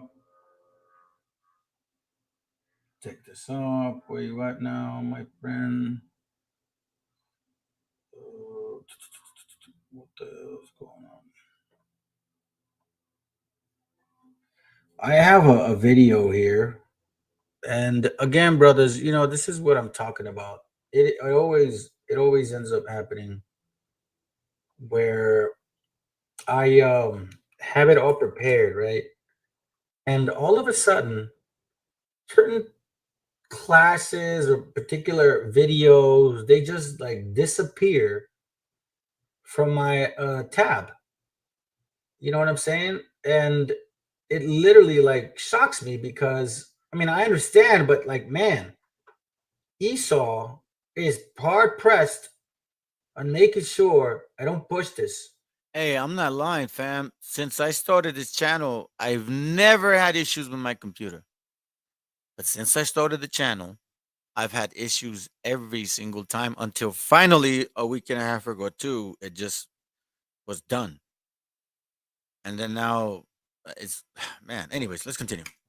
Give me a second. Where are you at? Where are you at? And again, I already have, man, walk with me. I'm going some. Everything we know. Okay, so now I'm going to show y'all something, a video. So keep in mind that I know the title, right? I'm not going off the title, but I'm bringing up the similarity between every single one of our tribes going through the same thing and how a particular nation of people is taking advantage of us, right? They come from a particular mindset that we weren't really aware of. Now we carried ourselves a certain way, but yet now it's the opposite around. Now we're like looking up to them because we think they're great. Manifest destiny, it's probably real. No, it's not. It's not. We failed. We let the Most High down. They're not a better nation. We are just being simple. Again, I told y'all, man, walk with me. I'm going somewhere. This is the dark history of gasoline baths at the border. Okay? I'm going to stop and go. So just, walk with me, guys. Let's continue with the class. I got everything set. All right, here we go. About Carmelita Torres is from a few newspaper accounts in 1917. And at that time, I had a different camera type of speaker, so it sounds very echoish. It's just regarding the riot among Juarez. Let me see if I can find it, man. Hold on. Maybe it'll be better that way. Let me see. Yeah, I think I'm going to do that. Let me help us out. The dark history of gasoline baths border. I think this is it. This is it. This may be it, fam. This may be it. Hold on a second. I appreciate y'all being patient with me, I really do. But again, I need these classes. I need these classes, family. This in case y'all don't know, this is my thorn in the flesh. So I need these classes to stay sober. And if I'm too idle, man, them spirits really want to mess with me. Anyways, all right. So what I'm going to do is I'm going to play it on this side. And then I'm going to follow it until we get through this video. Okay. Hold on. Let me see. And then we'll go from there. All right. Let me see. Let me see if I do this. They called her an auburn-haired Amazon. Now the question. Okay, cool. All right. Sounds good. Everything we know about Carmelita Torres is from a few newspapers. Everything we know about Carmelita Torres is from a few newspaper accounts in 1917. They called her an auburn-haired Amazon. Question real quick. But why do they call her an auburn-haired Amazon? And I looked it up. Actually. Okay. And here's why. Here's why they called her an auburn-haired Amazon. Right? So remember, first of all, I want to point this out. Euphemisms. So the so-called white man or the enemy loves this. The substitution of an agreeable or inoffensive expression for one that may offend or suggest something unpleasant. So the Auburn, Amazon, right? Auburn Amazon. But what exactly does that mean? Like, why Amazon? Well, watch this. Watch this real quick here. It says, the definition of these slang words appear below the list. Amazon, ass kisser, attention whore, bad seed, bammy, bastard, Becky. You see this? Amazon has bitch, blabbermouth, bloatware, what else? Brown noser. So there is a connotation, or this is a euphemism for a direct what? Direct effect.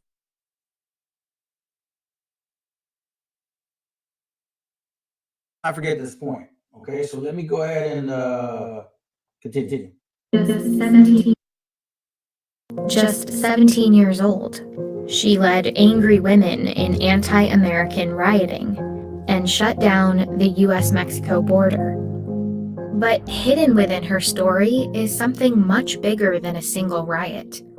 It's a story about American paranoia at the border, about a toxic campaign of disinfection and discrimination, and a US practice that would go on to inspire Nazi scientists.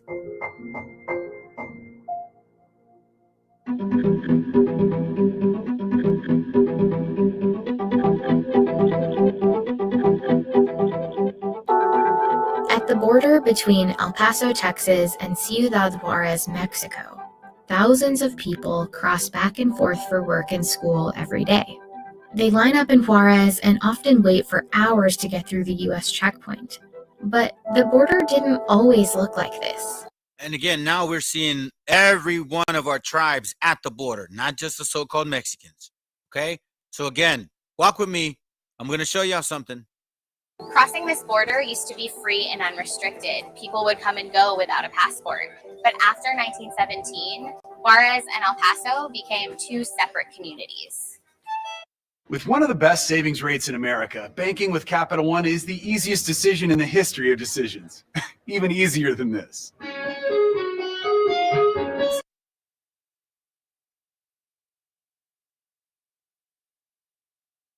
It was a turbulent year at the border. The Mexican Revolution was ongoing, and the US was about to enter World War I. All of a sudden, you have the war hysteria created by World War I. People here in El Paso that are deadly afraid that the Germans are going to attack from Ciudad Juarez. The fear of invasion brought tensions to the border, while across the US, a different movement was gaining strength. The eugenics movement, based on junk science, aimed to create a genetically and morally superior population. All right, so you guys see that now? All right, check this out. Watch this. Watch this real quick, guys.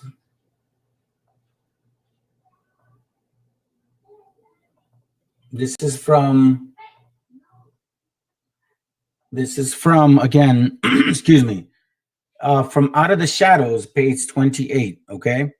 Watch what it says here. A Mexican expert from Vanderbilt University, a Mexican expert, like as if we're cattle or animals, right? Dr. Roy something testifies before a U.S. Congressional Committee. He reiterated the views of the Euro-American Westerners, a man who claimed that Mexican women were instinctively prone to adultery. Relying on this questionable third-party testimony, Garris recapitulated the tired, trite, and grotesque 19th century gender racialized stereotypes for a modern audience. A portion follows. Their minds run to nothing higher than animal function, eat, sleep, and sexual debauchery, meaning whorishness. In every huddle of Mexican shacks, one meets the same idleness. Filthy children with face plastered with flies, disease, lice, pathetic peons, and lazy squaws. Look what they said. The Mexican invasion, the other Mexicans, the aliens on relief, the docile Mexicans, the illiterate, disease pauperized, relying on the mixed metaphors as well as the opinions of scientists who dabbed in eugenics. It says here, Kenneth Roberts refers to Mexicans as both white elephants and as people who bring countless number of American citizens into the world with reckless prodigality. I apologize. Can't read it right now. Rabbits. Isn't this what Trump said? The so-called Mexicans, they're... Let me read you something real quick.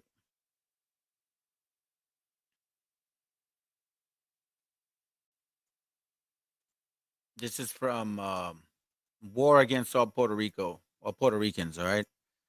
Page 34. Over 20,000 women were sterilized in this one town. This scenario was repeated throughout Puerto Rico until at its highest point. 1/3 of the women on the island had been sterilized, and Puerto Rico had the highest incidence of female sterilization in the world. Campaign of sterilization stemmed from a growing concern in the United States about inferior races and the declining purity of the Anglo-Saxon bloodline. Our declining birth rate, meaning theirs, may perhaps indicate a step towards national deterioration. In 1927, the U.S. Supreme Court ruled that the state of Virginia could sterilize those thought unfit. In 1927, particularly when the mother was feeble-minded and promiscuous. That is just showing a sign that maybe Puerto Ricans, so-called, were landing in Virginia too. We found the people of Puerto Rico poor and distressed, without hope for the future, ignorant, poverty-stricken, diseased, not knowing what constitutes a free and democratic government. Within this context, Dr. Cornelius Rhodes arrived in Puerto Rico and made a brilliant career move. He was Harvard. He went to Harvard Medical School. He was a class president. Graduated from cum laude of 1924. Newly formed Rockefeller anemia. Yeah, right. Okay, watch this. That's what he says. Let me see. I think it's this one. Yeah, here it goes. It says, commissioned to set up a research laboratory. All right. So he was allowed to. One day, this guy gets drunk. Look, let me turn this down over here. He gets drunk. Rods gets drunk at a party. And he says, I can get a damn fine job here, and I'm tempted to take it. It would be ideal, except the Puerto Ricans. They are beyond doubt the dirtiest, laziest, most degenerate, and thieviest race of men ever to inhabit this sphere. It makes you sick to inhabit the island with them. They are even lower than the Italians. What the island needs is not public health work, but a tidal wave or something to totally exterminate the entire population. It might then be livable. I have done my best to further the process of extermination by killing off 8 and transplanting cancer into several more. All physicians take delight in the abuse and torture of the unfortunate subject. Jose Ramon Quiñones confirmed that the 13 recently deceased cancer patients at San Juan Presbyterian. Yo, but people say that I don't bring no facts. That the stuff that I brought out does not fucking matter. You guys need to remember that.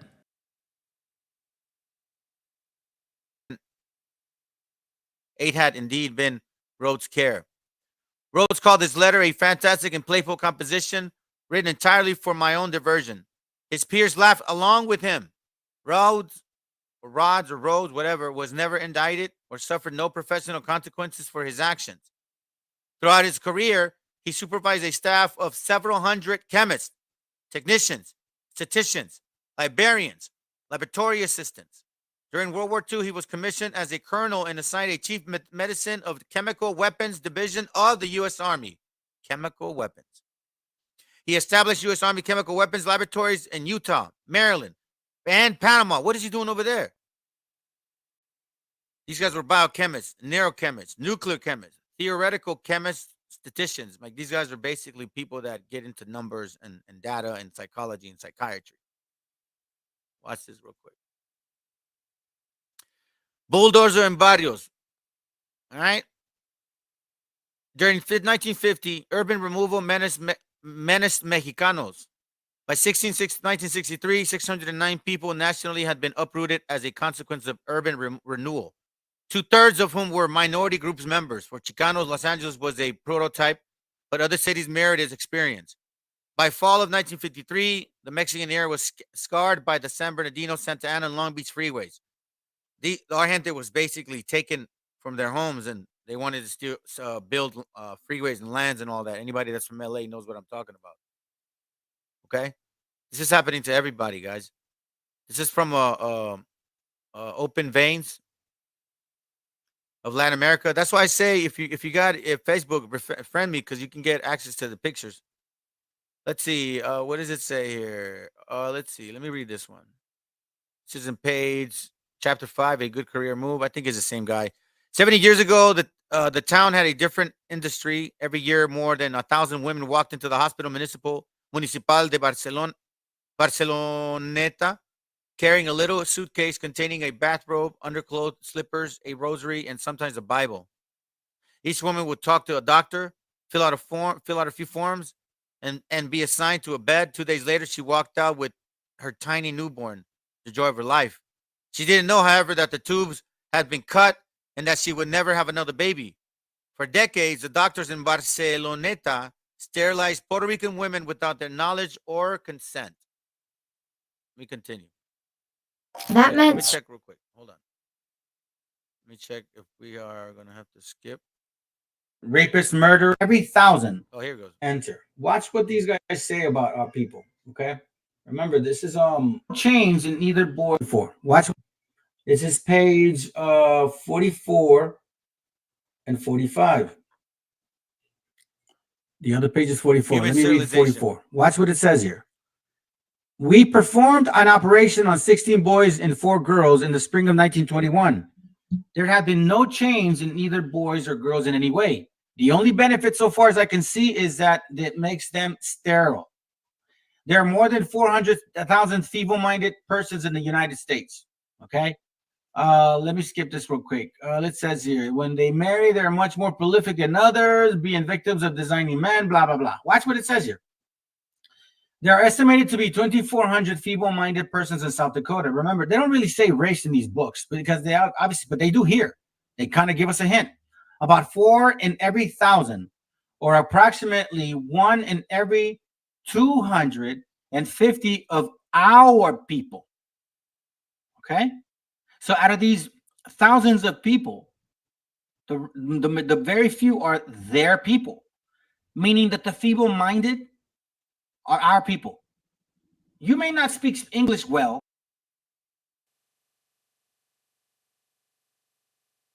You know, it actually says it right on the bottom.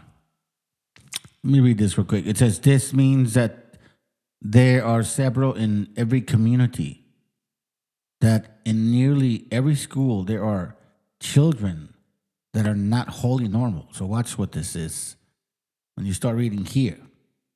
There are estimated to be 24,000 feeble-minded persons in South Dakota, about 4 in every 1,000, or approximately 1 in every 250 of our people. Watch. This means that there are several in every community, that is nearly in every school, there are children that are not wholly normal. You may not go to school, and they may test you, and that will be enough for them to say you're stupid. They've literally done that. This is page 45. It says here, I guess they produce criminals. Their proactive instincts are abnormal and uncontrolled, and some of them become actually insane and dangerous. Watch this real quick. This is from Eugenical Sterilization. Page, well, it's not page, it's let me see, maybe I'll put this one up first.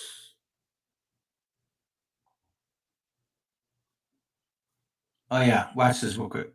All right. The courts have, remember, this is from Eugenical Sterilization in the United States by Harry Laughlin. This is page 6 of one of the prefaces, I guess. The courts have special functions to perform in the suppression of crime. The first of these are to enforce the laws impartially and justly. All right. So it says here. Let me kind of get around here. Municipal court to make public such incidental information as a relationship between degeneracy and crime and the relationships to heredity. This is when they started keeping track of like all our so-called crimes as race, right? Through the reports of its psychopathologic laboratory. Watch this. The first of the protection of society from an individual offender. Second, excuse me. Here, hey, listen, guys. I was coming off COVID at that time, so I was coughing heavy. Let me read this. First, the protection of society from the individual offender. You see, there's a steps, permanent segregation of incorrigible defectives, meaning our gente, okay, which serves 3 purposes. The first one, the protection of society within individual offenders. Second, the protection of the individual from himself. Third, the restriction of propagation of the defective type due to heredity, meaning producing another child. Let me read that again. First, the protection of society from the individual offender. Second, the protection of the individual from himself. And third, the restriction of propagation of the defective type due to heredity. The alternative to segregation is to continue to do what we have been doing. That is, watch this, guys. Incarcerate the offender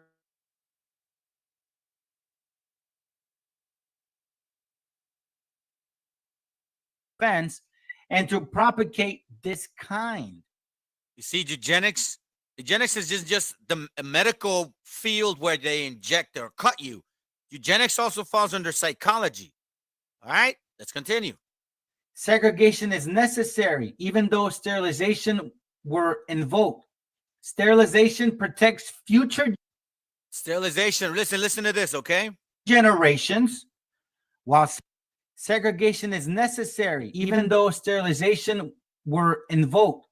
Sterilization protects future generations, while segregation safeguards the present as well. You hear that, guys? You hear that? I hope I'm making sense to this. Segregation is necessary. Why? Because it protects future generations, while segregation safeguards the present as well. So sterilization gets rid of us for the future, which is why they're promoting abortion. Why is it that the so-called white woman is always the first one forefront and they're the last ones to have an abortion? Because it's part of the agenda. Sterilization first and then segregation after, which is why when I was in these camps, I'm like, why are we separate but equal? Why are we equal but separate? There's an essence of eugenics again. You're telling me I don't got woolly hair, I'm not dark skinned, so I'm a degenerate gene. Eugenics. Eugenics means well to produce. Let's go. Let me go to Psalms chapter 10, verse 8. Psalms chapter 10, verse 8, and it reads, He sitteth in the lurking places of the villages. In the secret places doth he murder the innocent. His eyes are privily set against the poor. Because look at what they're saying in secret. They're literally saying these things in secret, right? Using euphemisms, making it seem as it fits for proper justice. You know what I'm saying? But in reality, it's not. On Ellis Island, one of the busiest ports of entry at the time, U.S. health officials were tasked with leading. Can you guys hear? Or do you want me to play the other one? Because again, I can. I just don't want to, keep continuing to pause and then kind of get lost. Let me know if it becomes an issue. All right, let me let it play. Out immigrants they thought were unfit or disease carriers. And across the country, that process coincided with the stereotyping of Mexicans as inferior and unclean. Dozens of film titles included the word greaser, a derogatory term used to describe Mexicans. This racist sentiment was strong at the U.S.-Mexico border. El Paso. You hear that? You hear this? This is also biblical. Greasers, what? They're making movies about us. They're laughing, making jokes about us. Deuteronomy chapter 28, verse 37. And thou shalt become an astonishment. Were we not in astonishment? Did they not make movies on us? Here, I'm going to put it right here next to it. Those men included the word greaser, a derogatory term of entry at the time. U.S. health officials were tasked with weeding out immigrants they thought were unfit or disease carriers. And across the country, that process... Disease carriers, unfit. Remember, this is towards our people. Coincided with the stereotyping of Mexicans as inferior and unclean. Inferior and unclean. They're making movies on us about what? Dozens of film titles included the word greaser, a derogatory... And they made a movie on us about greasers. And thou shalt become an astonishment. a proverb, and a byword. Among all nations, whither the Lord shall lead thee. When you see greaser, when you say beaner, when you say wetbag, obviously you consider a so-called Mexican, a so-called Hispanic. Shoot, they call everybody Mexicans now. You know what I'm saying? This is exactly who they've been and have always been. Derogatory term used to describe Mexicans. This racist sentiment was strong at the US-Mexico border. El Paso's mayor, Tom Lee, had developed an obsession with cleanliness, and it defined his political platform. This obsession with not only racial purity, but physical purity. He was going to literally clean up El Paso from all these bad elements. And by bad elements, he often meant racially bad elements. One of Mayor Lee's biggest fears was a disease called typhus. And see, this is what I'm talking about. That's why I started the class the way I started the class, because the nerve of them. Oh, now all of a sudden you care about cleanness, yet you spiritually, you don't care about cleanness. It's about murder. It's about perpetual hatred. Let's go. Spread by lice. So, under the pretense of sanitary betterment work. Hey, guys, remember in the earlier videos, guys, remember what they dealt with, right? Matter of fact, I don't even know if you guys saw it, or I might have seen it in another video or another page, where their actual wigs, they used to shave their heads, or Europeans, right? The Caucasians would shave their heads, wear those wigs, and those wigs were infested with lice. Remember the book I showed you? They used to pick their hair and eat their lice as well. But yet now, remember, they're the dirtiest of all the nations. You could see it, right? But now they're saying that we are the dirtiest of all the nations. They're making laws, making it seem like we are disease, not carry disease, that we are the disease. He helped lead a campaign to inspect every house in a predominantly Mexican neighborhood. If the inspectors found lice, occupants were forced to take vinegar and kerosene baths, have their heads shaved, and clothing burned. Hundreds of homes were eventually destroyed. Lee also expanded the supposed health measures to include inmates in the El Paso jail. They had to strip naked, take a bath inside a tub full of kerosene, and on one occasion, it seems somebody lit a match. It wasn't somebody. It was planned, and you know who it was. 27 prisoners, majority Mexican or Mexican American, burned to death in the fire that the newspapers called the jail Holocaust. By the way, you so-called Hispanic, okay, and Native Indian, how many of our people have to die in a mass amount for y'all to wake the hell up? We've seen it here consistently in the 20s, in the 40s, in the 70s, in the 80s, in the 90s, recently. Well, you guys must have forgot. In the 80s, 21 or 25 of our brothers and sisters were shot in San Isidro. Some so-called white man went in there and shot them because they were Hispanics trying to cross the border. Y'all didn't know that, right? This has been going on to our people for so long. They call this the jail Holocaust. Okay? Nehemiah chapter 9, verse 36. Y'all need to start waking the hell up, man. Stop playing games. Stop playing games with these people. If you guys really love God, Yahweh, our Lord, our Father, then you damn well better start keeping the commandments, or you're going to be the 2/3. Because I'm sick and tired of our people getting destroyed by the enemy, while you guys who don't do nothing about it or criticize it, sit back and just... Yeah, it's just Christians. Look, I drive around, right? No, I don't drive around. Just when I drive around, when I go do an errand or go take care of something. Here where I live, you have older people, and they're like at the corners trying to pass out flyers regarding Jehovah's Witness or Christians, you know. And I don't stop and try to debate and all that. I don't see the point. The Most High hasn't put it on my spirit to go do that. But, you know, that's who I'm talking about, man. because they don't have any answers for anything that's going on right now to our gente at all. Look, I'll show you something right now. Because again, I'm going back and forth with different tribes. Okay, I'm not losing Me around the to point. show me Watch what. this. I really appreciate what the sister's doing, man. She's bringing out the forefront. She's bringing to the forefront the stuff that's happening in Puerto Rico. All right, check it out. Millionaires are moving to Puerto Rico. I mean, anywhere anybody moves to, there's going to be gentrification. We are being displaced from our own country. We're not pushing anyone out. We're going to have an even more segregated Puerto Rico.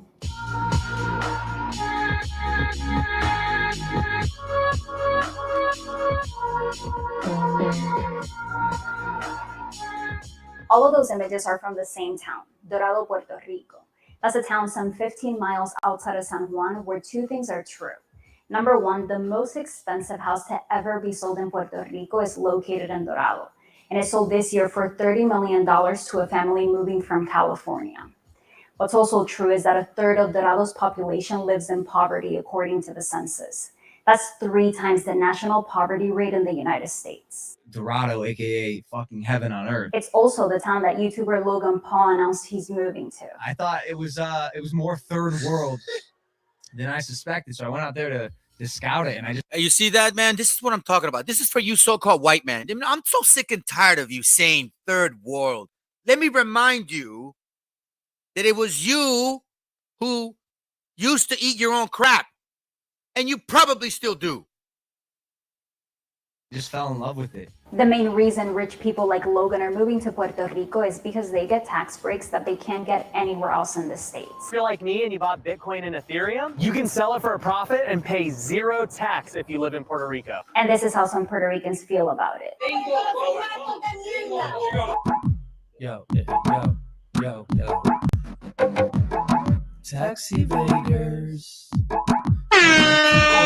Querido Logan, we see you moving down here to Pérez. You just a 21st century Columbus named Logan.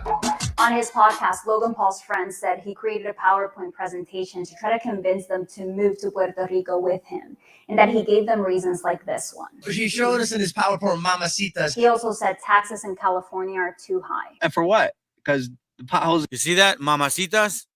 You see, I'm telling you, man, these nations love our women. And that's why you have One West Camp opening the doors to us because of that. They don't give a damn about you men. They want your money and the female. Why? Because their wicked women can't wrap their mind around being modest. And these enemies too, because their women are out of control. Every single other nation that you see in this continent is very promiscuous. Our gente is not. We're being influenced by that. Sorry if the spirit woke me up, but this is what gets me, man. I hate it when they actually consider us like that, man. Manifest destiny at its fullest. That psychology behind him is really saying how racist they really are. That's how they feel about us. We are spics, wetbags, and beaners. Get out of the way. If I want this land, I conquered you, so move it. And the streets are not fixed. Aquí va a sentir pure gentrification, la calle. There are potholes in Dorado too, but Fernando Rodriguez, who has been living there his whole life, says that streets in some areas are in worse conditions than in others. Los barrios tienen las calles chavadas y está más que los barrios, pasar por las principales urbanizaciones cerradas, no hay ninguna calle chavada. Fernando drove me around to show me what he sees as 2 different Dorados. So, extrema pobreza en un lado y extrema riqueza a la derecha, como que divididos por una pared gigantesca. The extreme wealth he's talking about is concentrated in places like the Ritz-Carlton Reserve, where that $30 million home I mentioned is located. See what I'm saying? This is happening everywhere, man. This ain't no different than what's going on right here. We are literally, this is our continent. That our brothers are Borinqueños, Tainos. That's their land. That's their island. They don't give a damn. Guess what? They're not fumigating y'all, but they're fumigating y'all. Stricter controls on immigration, only allowing those deemed fit to enter. On Ellis Island, one of the busiest ports of entry at the time, U.S. health officials were tasked with... Yeah, man, it needs to be said, bro. I mean, there's no reason to apologize. I don't know if you're saying sorry needs to be said, what you're going to say, or sorry, but this needs to be said, because it needs to be said. Nobody knows that this is happening in Puerto Rico. This sister's doing these videos. There was some 3 years ago, one year ago. That I think I saw one a couple months ago. And it's just like literally warning, warning, warning. And in the video yesterday, our gente is trying to wake up, going back to our forefathers. And this is what we're doing here, waking up to the truth. We've had enough.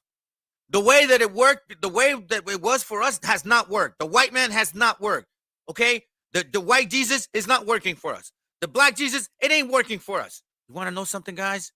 Then we need to start wondering, why are we depending on a nation of people that do not belong in this continent? They have an agenda. Weeding out immigrants they thought were unfit or disease carriers. And across the country, that process coincided with the stereotyping of Mexicans as inferior and unclean. You mean third world? Yeah. Dozens of film titles included the word greaser, a derogatory term used to describe Mexicans. This racist sentiment was strong at the US-Mexico border. El Paso's mayor, Tom Lee, had developed an obsession with cleanliness, and it defined his political platform. This obsession with not only racial purity, but physical purity. He was going to literally clean up El Paso from all these bad elements. And by bad elements, he often meant racially bad elements. One of Mayor Lee's biggest fears was a disease called typhus, spread by lice. So, under the pretense of sanitary betterment work, he helped lead a campaign to inspect every house in a predominantly Mexican neighborhood. If the inspectors found lice, occupants were forced to take vinegar and kerosene baths, have their heads shaved, and clothing burned. Hundreds of homes were eventually destroyed. Lee also expanded the... Yeah, man, scattered Israelite. It is, man. It's all black and white. While we're on the side, man, just getting beat up and nobody says anything. Nobody's even concerned about our gente. We got Wakanda. Let's get entertained by that. Oh, that's right. We got the guy Irving now. Irving's, oh, yeah, you got the Hebrews. Yeah, we need to change their paradigm. Man, shut up. And then Ye or Papikra, whatever he is, whatever his name is, the same guy that was sleeping with, what's her name, Kardashian, and massive babies. Now all of a sudden they're prophets. Why? Because they got a beard on? Come on. That's silly doves. Supposed health measures to include inmates in the El Paso jail. They had to strip naked, take a bath inside a tub full of kerosene, and on one occasion, it seems somebody lit a match. 27 prisoners, majority Mexican or Mexican American, burned to death in the fire that the newspapers called the jail Holocaust. But despite the tragic fire, Mayor Lee pushed forward with even more aggressive plans. He sends a telegram, a Western Union telegram, to Rupert Blue, who was the Surgeon General up in Washington, D.C. And basically, well, let me just read it. Hundreds dirty, lousy, destitute Mexicans arriving at El Paso daily will undoubtedly bring and spread typhus unless a quarantine is placed at once. The government didn't agree to a full quarantine because evidence suggested that typhus wasn't a major threat in the area. But instead, they funded a new disinfection plant at the border in 1916. Watch that. I got ahead, but I'm going to go back here again. Oh, my bad. That's not the one. Here it goes. Seems like you enjoy the death of our people. Nehemiah 9:36, behold, we are servants this day, and for the land that thou gave us unto our father to eat the fruit thereof, and the good thereof, behold, we are servants in it. Is this not true? All of a sudden they create what? Gasline baths because we need what? Because we're servants to them. We need jobs, we need money, our people. And it yielded much increase unto the kings whom thou hast set over us because our sins. You so-called Hispanic and Native Indian, you're still in your damn freaking sin while your people are dying. You're still fornicating, having adultery, not taking care of your children, like literally having multiple women, thinking it's a game. You think that's our ways? Those are not our ways. That is the other nation's ways. We never had that structure. because a good portion of our gente doesn't appreciate that. We're very conservative people. Worshiping white Jesus, not keeping the laws of God. You think this is a game. You think God doesn't see you. He's watching everything. That's why there's books of remembrance and the book of the law. Verse 37, and it yielded much increase unto the kings whom thou hast set over us because our sins. Also, they have dominion over our bodies. Are they not fumigating our brothers and sisters? And over our cattle at their pleasure. And we are in great distress. You so-called Hispanic and Native Indian, I love you, brothers and sisters, but you got to wake the hell up. Our people are dying. But despite the tragic fire, Mary Lee pushed forward with even more aggressive plans. Is this not like what happens to our people? Let me remind you of exactly what happened, okay? Give me a second here. Where is it at? Let me close these real quick. Boom. Hold on. Let me close this. I don't need this. Let me see. Okay. Watch this. Here it goes right here. All right. So let's not forget. Remember, the video goes by pretty quick, but this is exactly what happens. All right. Carmelita Torres in the 1917 Bath riot. All right. I want to make sure that you guys pay attention. Now, let me tell y'all then. I'm going to tell y'all something about this, okay? This sister of ours did this way before Rosa Parks.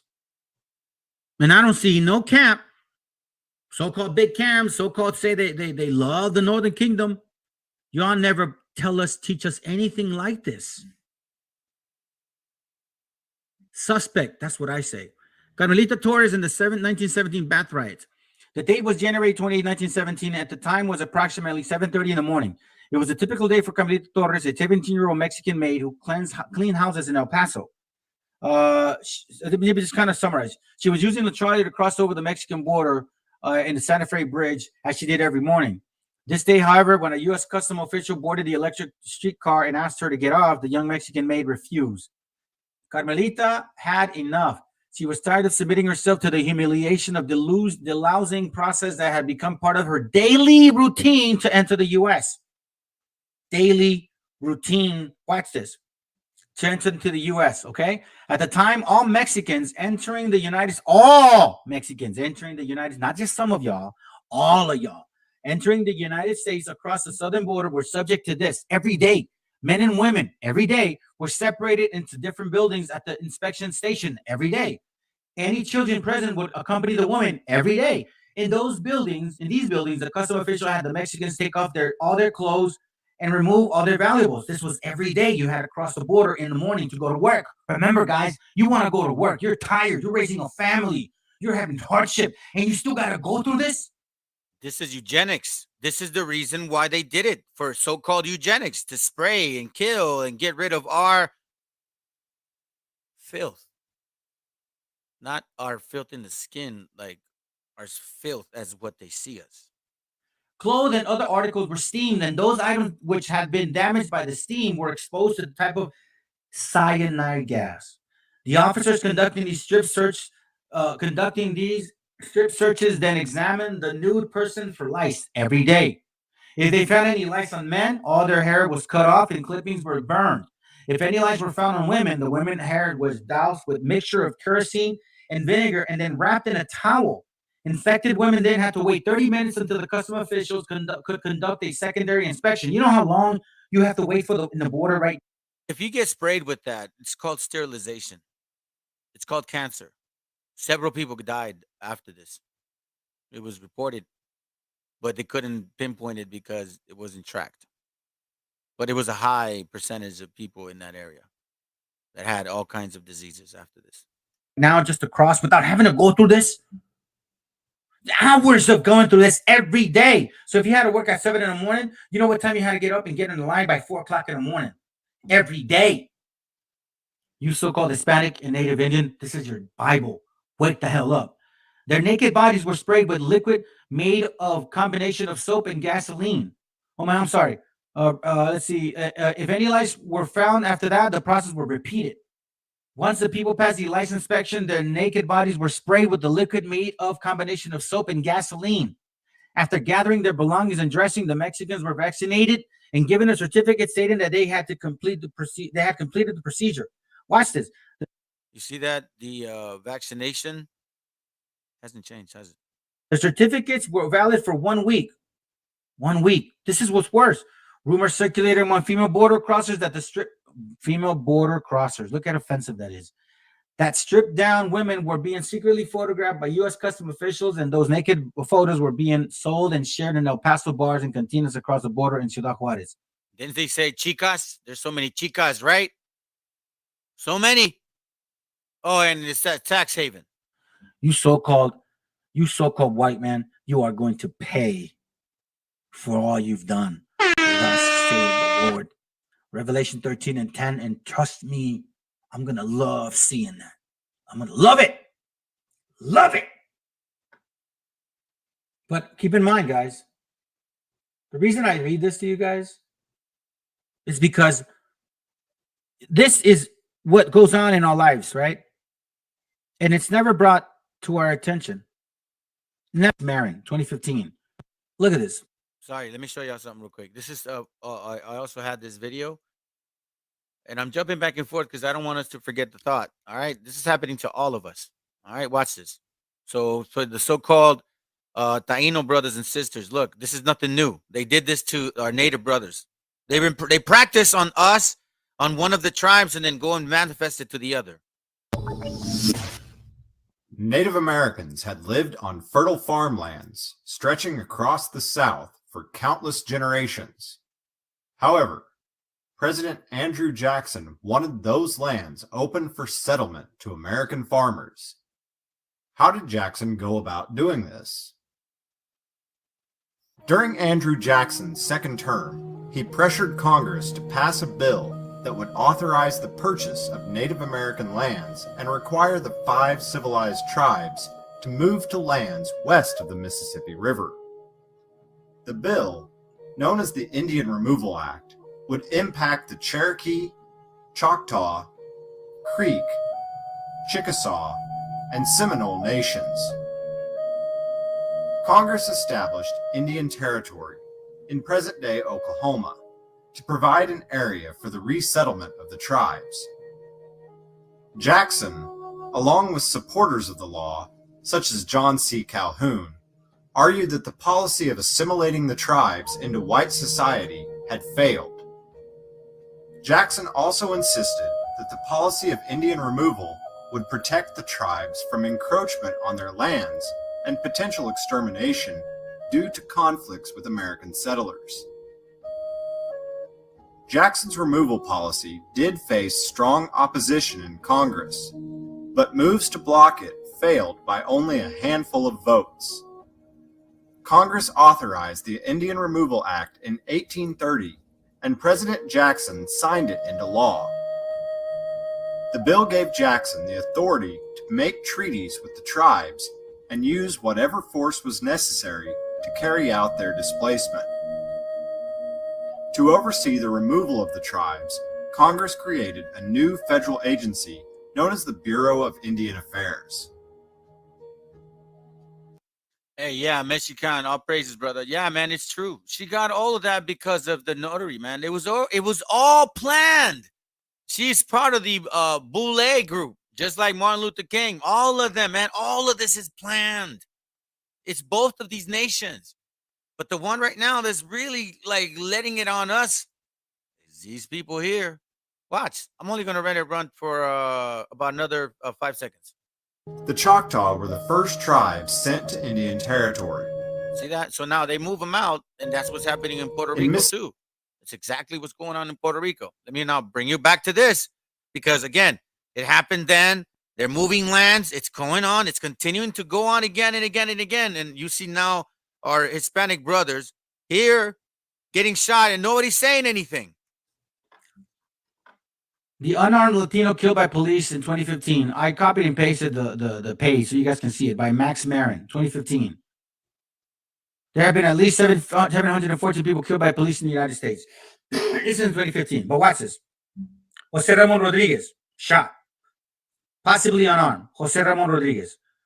Unarmed, mentally ill. Alianza Cimental. 24 Nothing years happened to him. Ruda Baca, 36 years old. unarmed.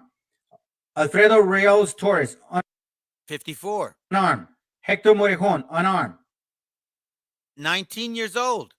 Roberto Leon, unarmed. 22. Now I start naming them. 22. Antonio Perez, 32, unarmed. Sergio Alexander Navas, 32, 36, unarmed. Ernesto, 27, unarmed. Ruben, 31, unarmed. Richard Carlin, unarmed. Antonio Montez, unarmed, possibly mentally ill. I have an autistic son. I can't imagine these bastards shooting him because apparently he's not paying attention to their instructions. It says you're shot and killed by police in Pasco, Washington. It shows the actual video. I'm not going to show it because of time. Y'all can check it out, okay? Remember that right there. It's right there. Joaquin, when you see the video, look at it again. Joaquin Hernandez, 28, unarmed. Now, I'm not saying all these are angels. I'm sure all of them were not. But hey, man, come on. This is too many. Jesse, unarmed. 17 years old, guys. 17. Joshua, 24. John, 23. And on and on and on. Where's the reports? Where's the marching? Where is the so-called George Floyd died? And you so-called big camps, I never see y'all teaching this to our people. It's always about the so-called black man. You know what? The so-called Northern Kingdom is tired of that. In case y'all don't know, okay?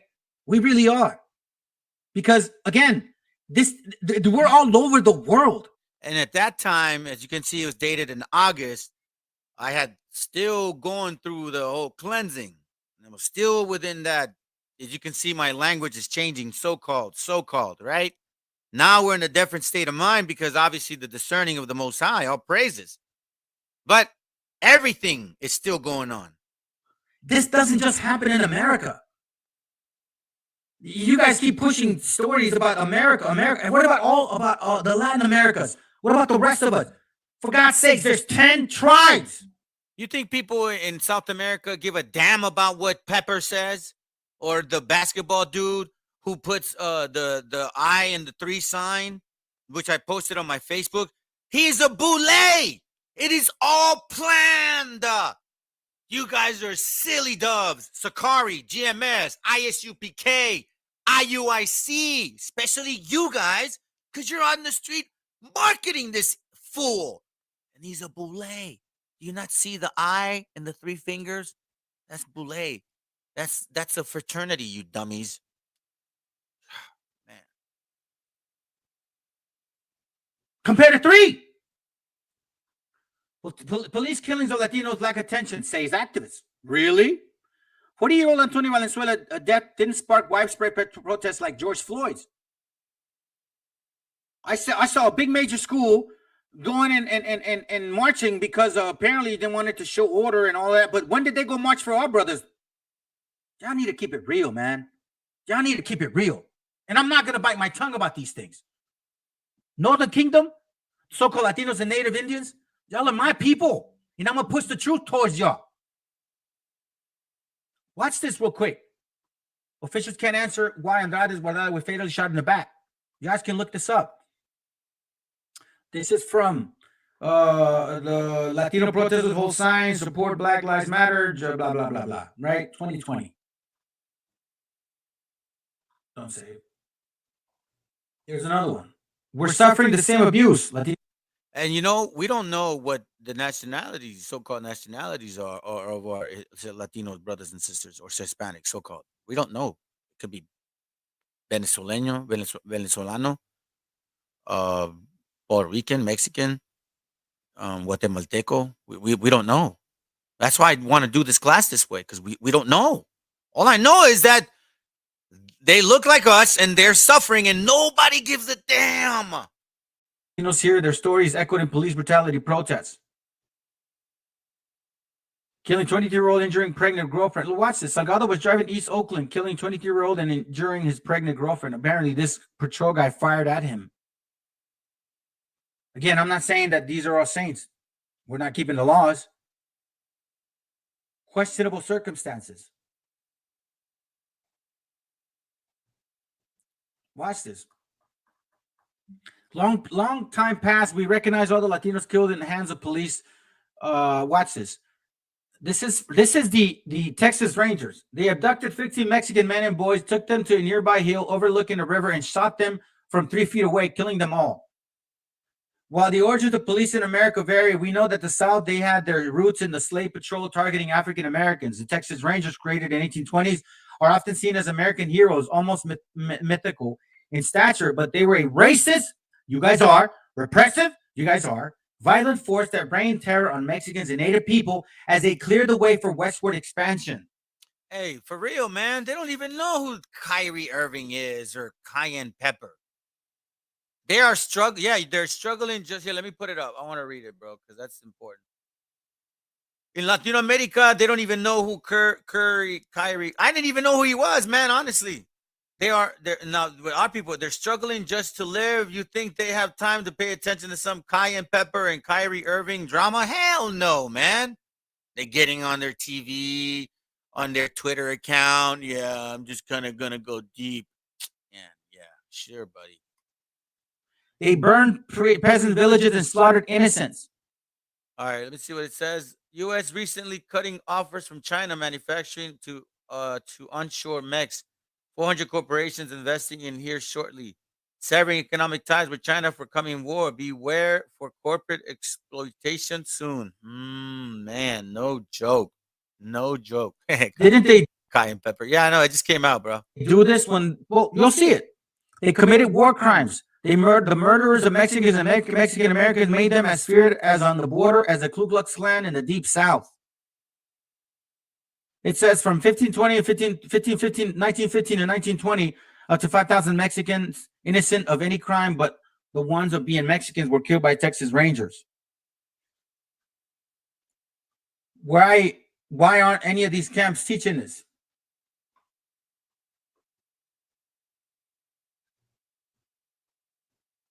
$885 people have been killed by police in LA County.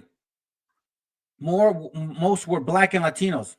Since 2000, there have been nearly 900 killings by local police that were ruled homicide by county examiners.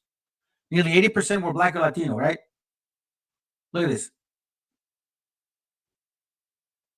Look at that.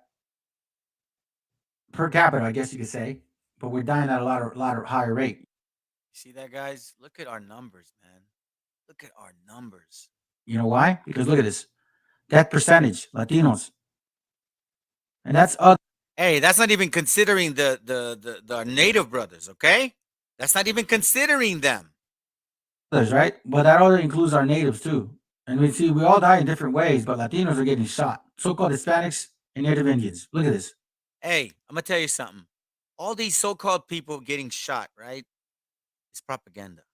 We're getting shot more than them. But nobody says a damn thing. Psalms 83, crafty counsel against the hidden ones. Where the hell is our report? But see, I'm not mad at them, bro. Honestly, honestly, it is what it is. You know what I mean? But I'm mad at my people because y'all don't realize that this is actually happening, and you guys just, close your eyes and act like nothing went wrong. Look at the kerosene. Look at the spraying. Check out this website, okay? You got to know the story about the sister, man. Let me continue with the video. He sends a telegram, a Western Union telegram, to Rupert Blue, who was the Surgeon General up in Washington, D.C. And hey, there is none. There's none, bro. There absolutely. If you go into politics, which the Bible says not to, but if you were, there's no representation for us in politics. Okay, there's no representation for us, like, let's say, for example, in sports. There's no so-called like some motivator that's really pushing for the so-called Hispanic people. No, man. What ends up happening is when our gente gets involved in politics, they are then misguided purposely and given that nice little chunk of feria. You forget the whole point. You forget why you even joined. It happens to us a lot. Basically, well, let me just read it. Hundreds dirty, lousy, destitute Mexicans arriving at El Paso daily will undoubtedly bring and spread typhus unless a quarantine is placed at once. This is Antonelli's Tea Shop, and we're the Antonellis. We chose our Spark Cash Club. Wait, let me read that, sis. Hey, let me tell you. I live in Seattle, and the government had to pay Northwest Justice Project just to give us attention. What? They never give. Yeah, you're right. They don't. Damn, same there. Oh my God, man. Ain't no joke, man. This stuff. Plus card from Capital One because we earn unlimited 2% cash back on every purchase. And with no preset spending limit. And then fumigated facility, every image wasn't a major threat in the area. The government didn't agree to a full quarantine because evidence suggested that typhus wasn't a major threat in the area. But instead, they funded a new disinfection plant at the border in 1916. In this facility, every immigrant considered a second-class citizen had to strip naked. Their clothes were sent to a large steam dryer and then fumigated with toxic pesticides inside the gas room. An inspector would check each person's body, including private parts, for lice. If they found lice, immigrants would have to shave their head and body hair. How do you think this sterilization happened in Puerto Rico? It doesn't give us details, but how do you think it happened? You don't think it was because of spray or injection? Hey, look, all happy. Here's your baby. Let me cut you in the side so you don't have any more of these little rugrats that we hate. And bathe in a mix of kerosene and vinegar.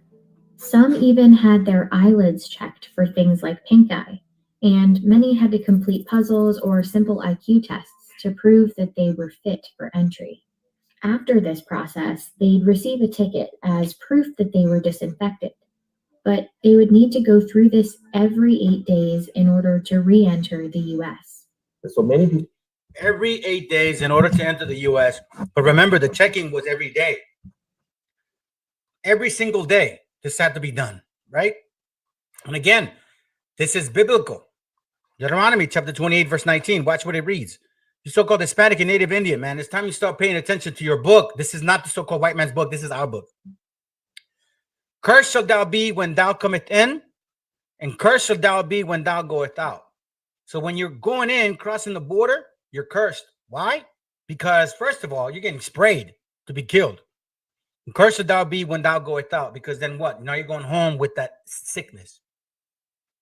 Not only that, cursed shalt thou be when thou comest in, the moment you're born.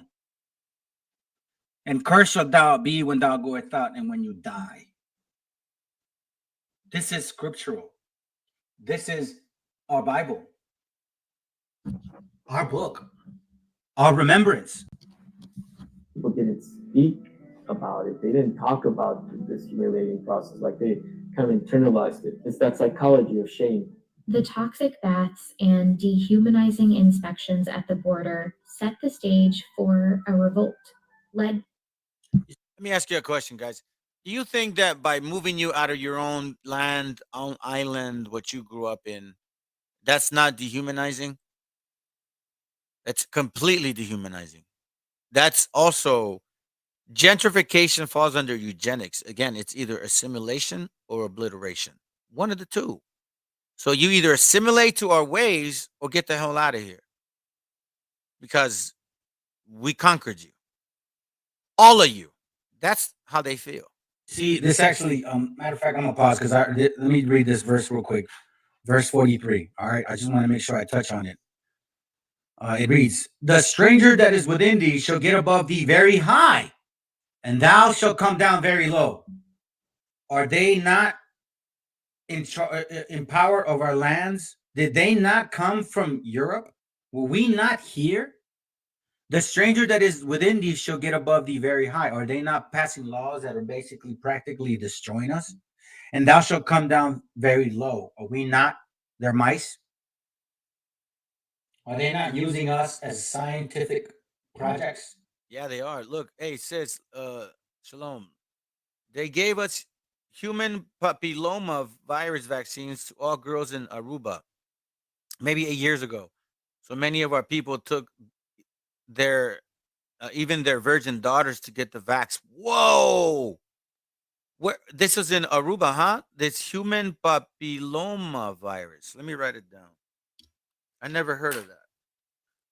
Human papilloma. Human It's funny how if you put the P in the A is Babylona. Papilloma virus and Aruba. Okay, perfect. Thank you, sis. Appreciate you. I'm gonna look into that for sure. Is that not ever possible? And as I mentioned before, all of this started with Hey, our that's very sister true, brother. Torres. It's very true. When we have stuff done to us, This we is don't way have before nobody goes and Rosa cries. Parks, Nobody hold Carmelita on, my Torres. bad. Sorry. Nobody goes and cries when we have done stuff to us. You're very right. Nobody goes and says, "Oh man, poor Hispanics, you guys are enslaved." No. The enslavement doesn't happen to us. That's manifest destiny. Okay? When it comes to us, it's manifest destiny. It was inevitable. But when it comes to the so-called black man, oh, poor, it's the curses of Deuteronomy. Oh, only one verse. Let me continue. It was way before Rosa Parks. Why weren't we taught this? I've been in the truth 4+ years. Not one time did I ever see in a class anything like this. Now, I'll tell you one thing. I did hear another one camp tell me, and kind of say it in a very,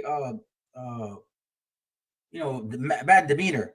Y'all better stop. No, the better start pushing the truth, and you can't wait for so-called so-and-so to help you. Like literally, really, guys. Let me just keep on. That order in the morning of was defied the order to bathe. The 17-year-old maid from Juarez who defied the order. Let me give you a little history on her. Order to bathe. Carmelita Torres was, I've compared her to the Rosa Parks of the border. In the morning of January 28th, 1917, there's this electric trolley full of mostly women that are crossing every day. She convinces the majority, if not all, the women in that trolley to just say no and to refuse. They start a spontaneous protest. There are accounts that in addition to the humiliating delousing procedures, for women, there was also sexual humiliation. There were rumors that, when they entered the plant and then they were told to strip, officers were taking their photos and then posting them in bars. Remember, we also read that. So I can't even imagine the kind of feeling, like the feelings of violation and the feelings of, outrage. She was called an instigator, a ringleader, but she was just a young woman that was just sick of the injustice, of the humiliation that other women had gone through. What started with just 200 protesters that morning slowly grew to a crowd of 2,000. Reporters said this rocks and insults. Protesters even laid down on the tracks in front of the trolley cars to create a blockade.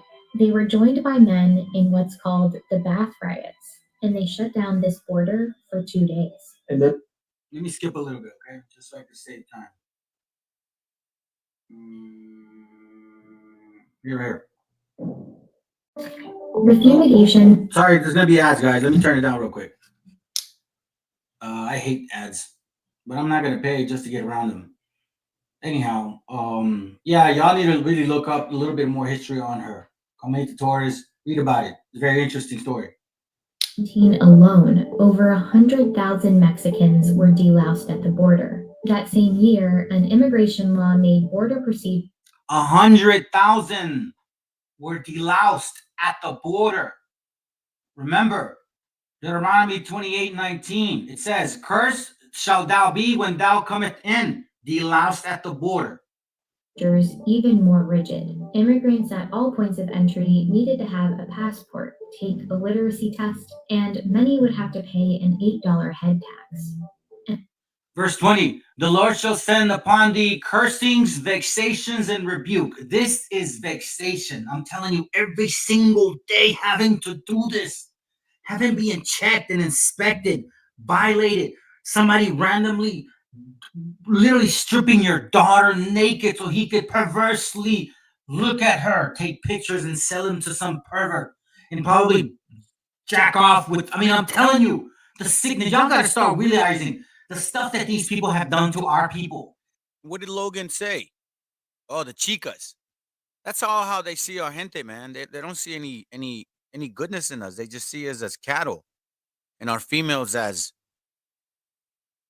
breeding, a breeding ground, if that.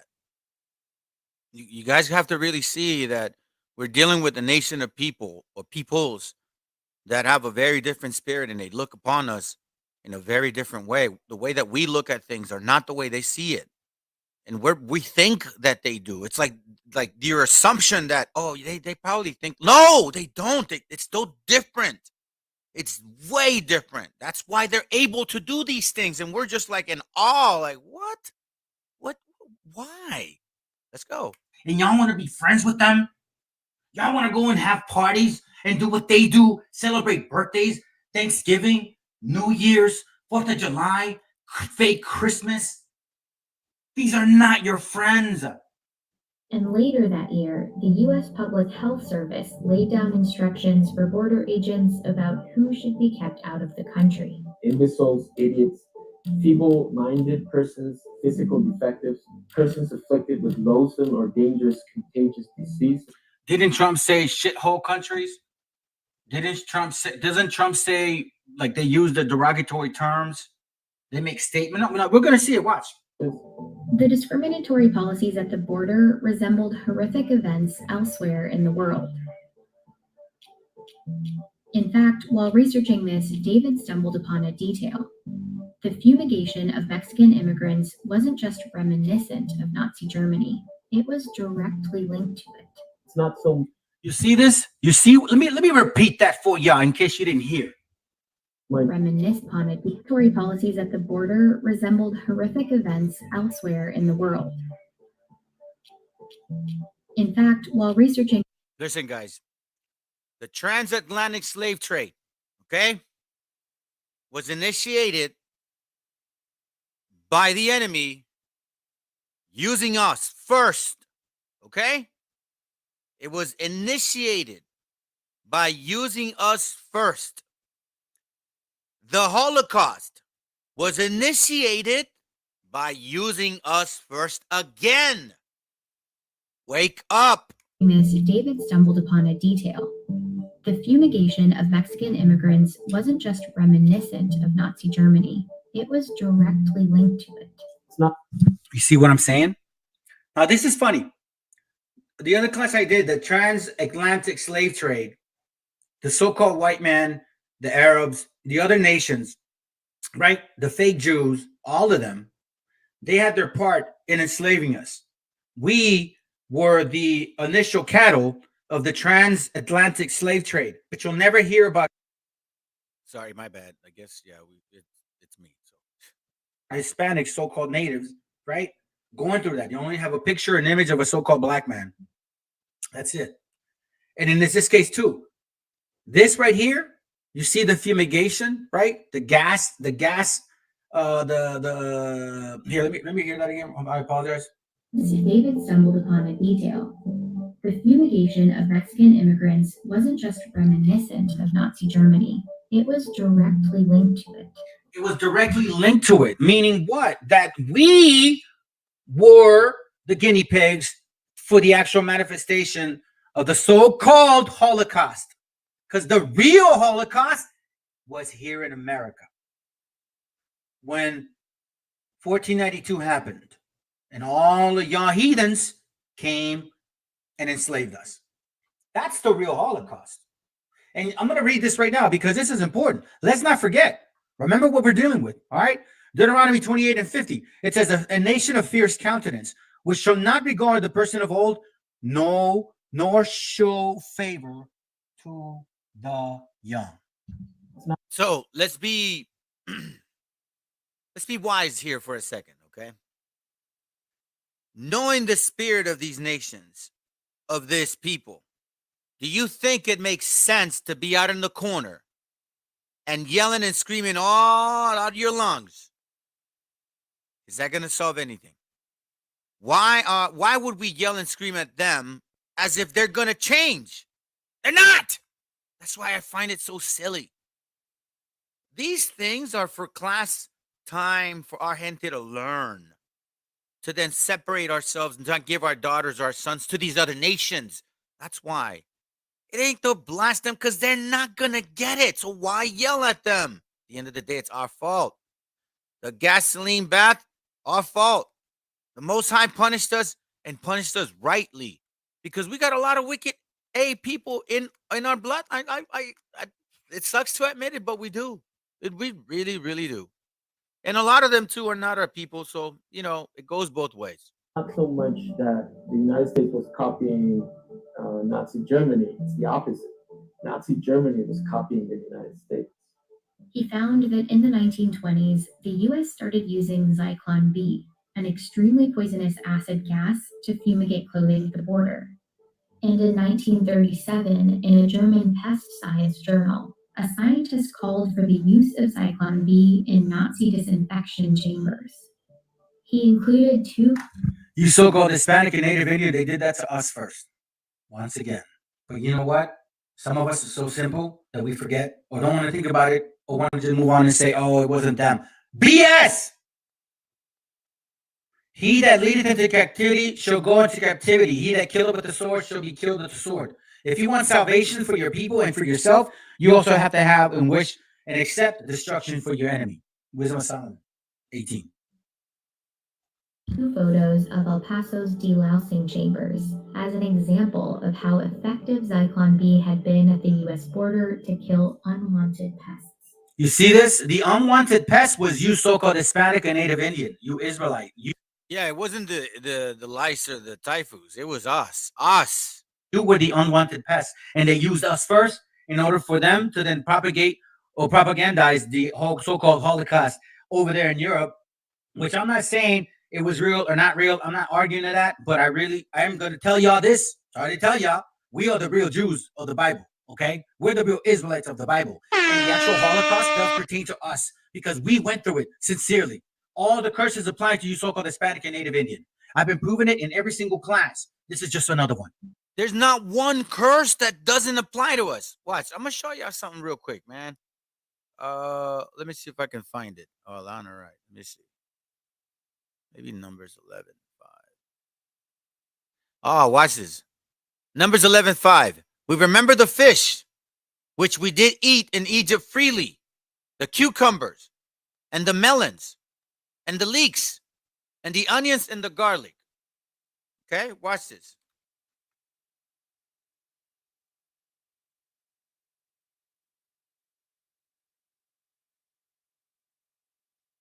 Watch this real quick. This is ceviche, guys. I know you guys know what that is. Ceviche de pepino. That's camarón, right? But you can make it with fish. You can make it with fish. We remember the fish we did eat. The cucumber. The melon.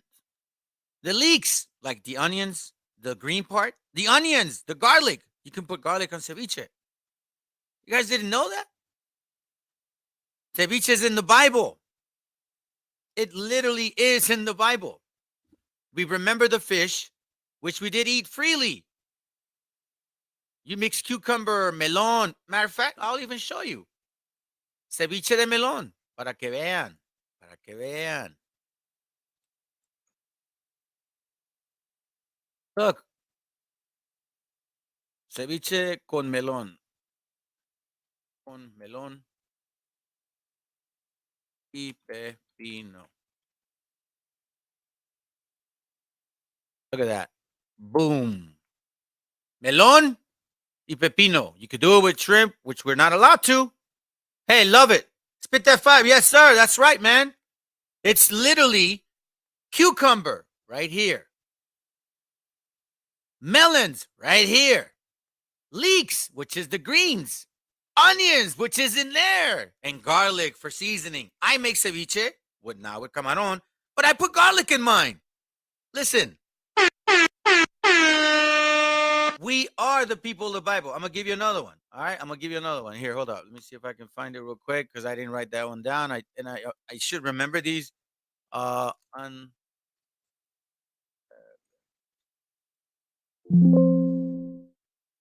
think it's in Exodus 12.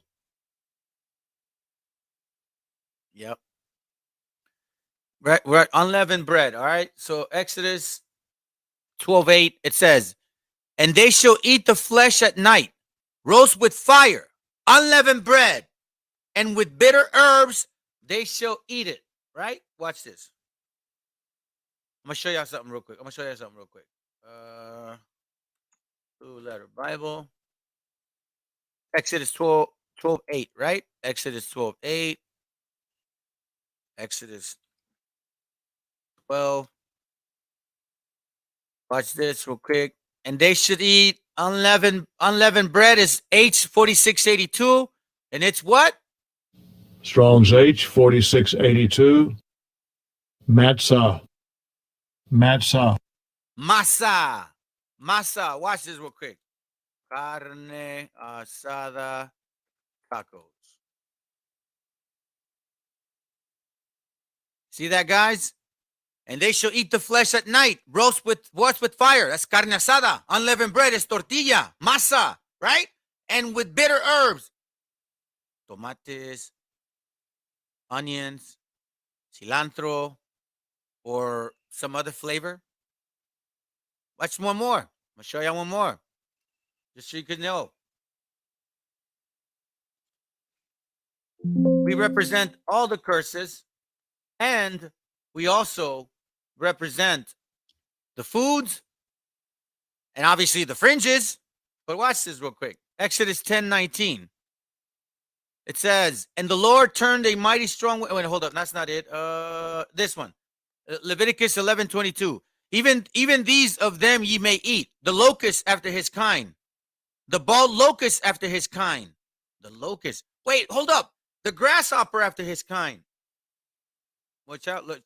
Chapulines de Oaxaca. Look at that. Nowhere in the world do they eat locusts. Only in Mexico. Let me remind you, brothers and sisters, you're the real Hebrews of the Bible. Okay? The same scientist pushed to use it to disinfect concentration camps, and eventually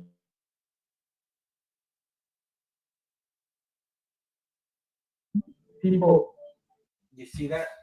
To murder millions of people, okay? To murder millions of people. Now, I want all praises on that, Michigan. Let me see let me read it. Let me go back on that. Let me see what you're saying. All right, let me see it. It says, it is said will take 2 days to revive us, will not be immediate, but the present, bros and sis, young and old, are contributing to that walk. We have to practice it in our lives for souls and the people. Yep. We have taco chapulines. Yeah, that's true. There's a scripture that says the bread which is to be kept holy, unleavened bread, also profane. Taco Bell, right? Taco Bell ain't even Mexican food, but apparently some people think so. Let me continue. I want to just say one thing. Matter of fact, I had it here. Okay. Yeah, because you know what? It's processed. First of all, anything that Taco Bell is processed. You don't want to touch that. And I think it has pork too. Be careful. Watch this real quick. U.S. to pay out new reparations for Holocaust. The State Department on Wednesday that the additional reparation payments would be made to victims of the Holocaust as part of its claims program covering in part Jewish people who were deported from France during World War II. Now, there's two nations of people that they're doing this for, supposedly talking about it. One is already getting paid and the other one is being considered. Who else? The so-called black man and the so-called black woman. Reparations for y'all, right? Huh. Okay. World War II. You see this, guys? They are getting reparations. Look at this. Payments to date are approved claims 30 million. Wow. With an additional payment of 97% of their prior approved claim amount. Living survivors will receive a total of 400,000, basically each. Living surviving spouses will receive 100,000. The heirs of survivors and surviving spouses will receive portions of this amount. Do you realize that when our so-called Hispanic and Native Indians die, we don't even have a simple life policy to pay out just burial expenses? And the real Holocaust didn't happen to them. And then you're also talking about reparations for the so-called black man. Like, You know what? Y'all simple-minded so-called black people, you need to stop too. Okay? Let's just be real. The first enslaved people were the native Indians and the so-called Hispanics or Latinos. The real lands belong to us. They were taken from us. Let's keep it real, guys. Let's just be simple. Let's not be simple. Quite frankly, we went through slavery, both of us. But some of y'all do, I guess, do want separation. I don't know. Let me continue. Rightly so, say you can't compare what happened in Nazi Germany. Hey, sis. Yeah, and you know what? My people too. Well, again, we mix with the other nations, so the people that look like you are not your people. I saw this video. Here, check this out. Let me see if I can find it. Watch what she says. Let's see. History. Let me see if I can find this one. It was like regarding some DNA test, right? Oh, right here.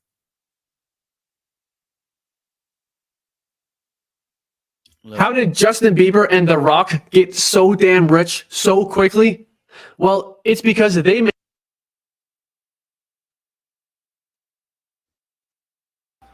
Western mice.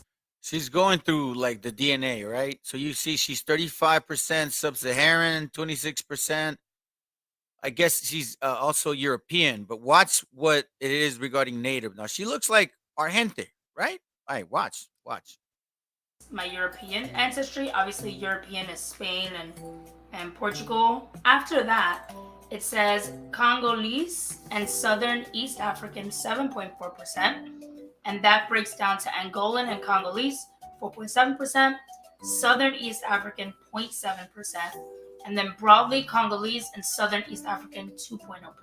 I have to look up what these broadly genres are because that doesn't tell me anything. Like, I know I have African in me, but that's interesting.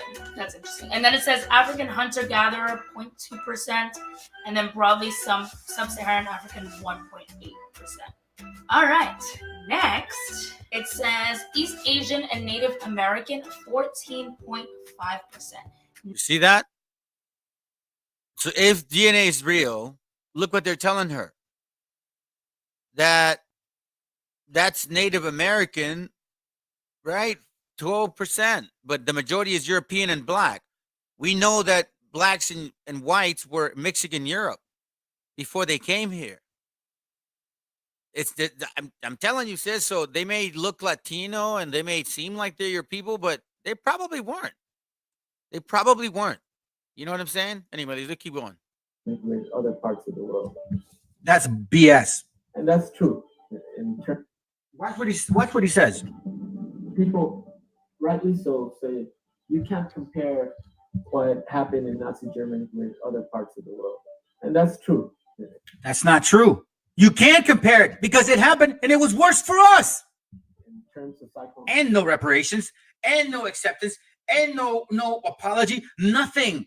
All I see is, poor so-and-so, but not the Hispanic man. Like Psalms 83, the hidden ones. We're still hidden. That's why I'm trying to wake our people up. Well, the people that are out here teaching. It was used on the border not to intentionally kill Mexican border crossers. And that's not true. You know damn well that that's not true, okay? The history of something like the Holocaust doesn't take place in a vacuum. Well, that is not true. Listen, keep in mind, our gente, man, we're so like, maybe they just didn't really mean it. Maybe it was a misunderstanding. And a lot of our gente, man, we're very simple. We try because we want to not cause any issues. And a lot of times we're like, well, it's like my mother would say, like, no, just olvídalo, just forget about it. And some things you're not supposed to. Some things you just cannot. You're supposed to look at them and process what you're seeing. True. Of First Ezra's, let me go to it real quick. First Ezra's chapter 5, 73. Give me a second. It reads, let's see. Okay, it reads, and by their secret plots and popular persuasions and commotions, they hindered the finishing of building all the time that the King Cyrus lived. But I want to focus on and by their secret plots and popular persuasions and commotions. That's why this brother here thinks this. Not to intentionally kill Mexican border with other parts. So compare what happened in Nazi Germany with By secret plots and popular persuasions, because that's what the so-called Jews or Jewish, right? They really persuade everybody to feel sorry for them, but not our people. other parts of the world. And that's true.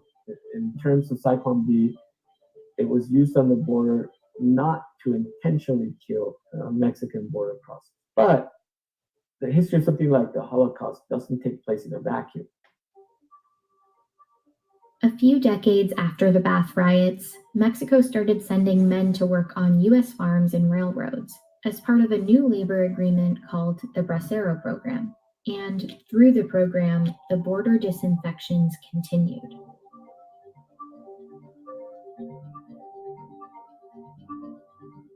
Here in this facility, some migrants were sprayed with insecticides. This time, it was a substance called DDT. I remember this because I was born in Mexico, right? I remember we had this spray. And you know what's so funny? Honestly, man, all praise to the Most High. Before I even found this class or this video, right? I didn't know that DDT was used. I remember thinking of the name of the class. I'm like, I should name it like DDT something because of like the gas line baths. But I did not know that they were actually using DDT later on. Just anyways, to remember, we used to have like, it was like a pump action type of deal. Like all the chemical was in like a little kind of like a pouch. This is made out of metal, and you pump it, and then, you spray it out. That's really what it was. And DDT is very popular. I don't know about now still, but it was very popular back then. I didn't realize that they actually sprayed it on our people.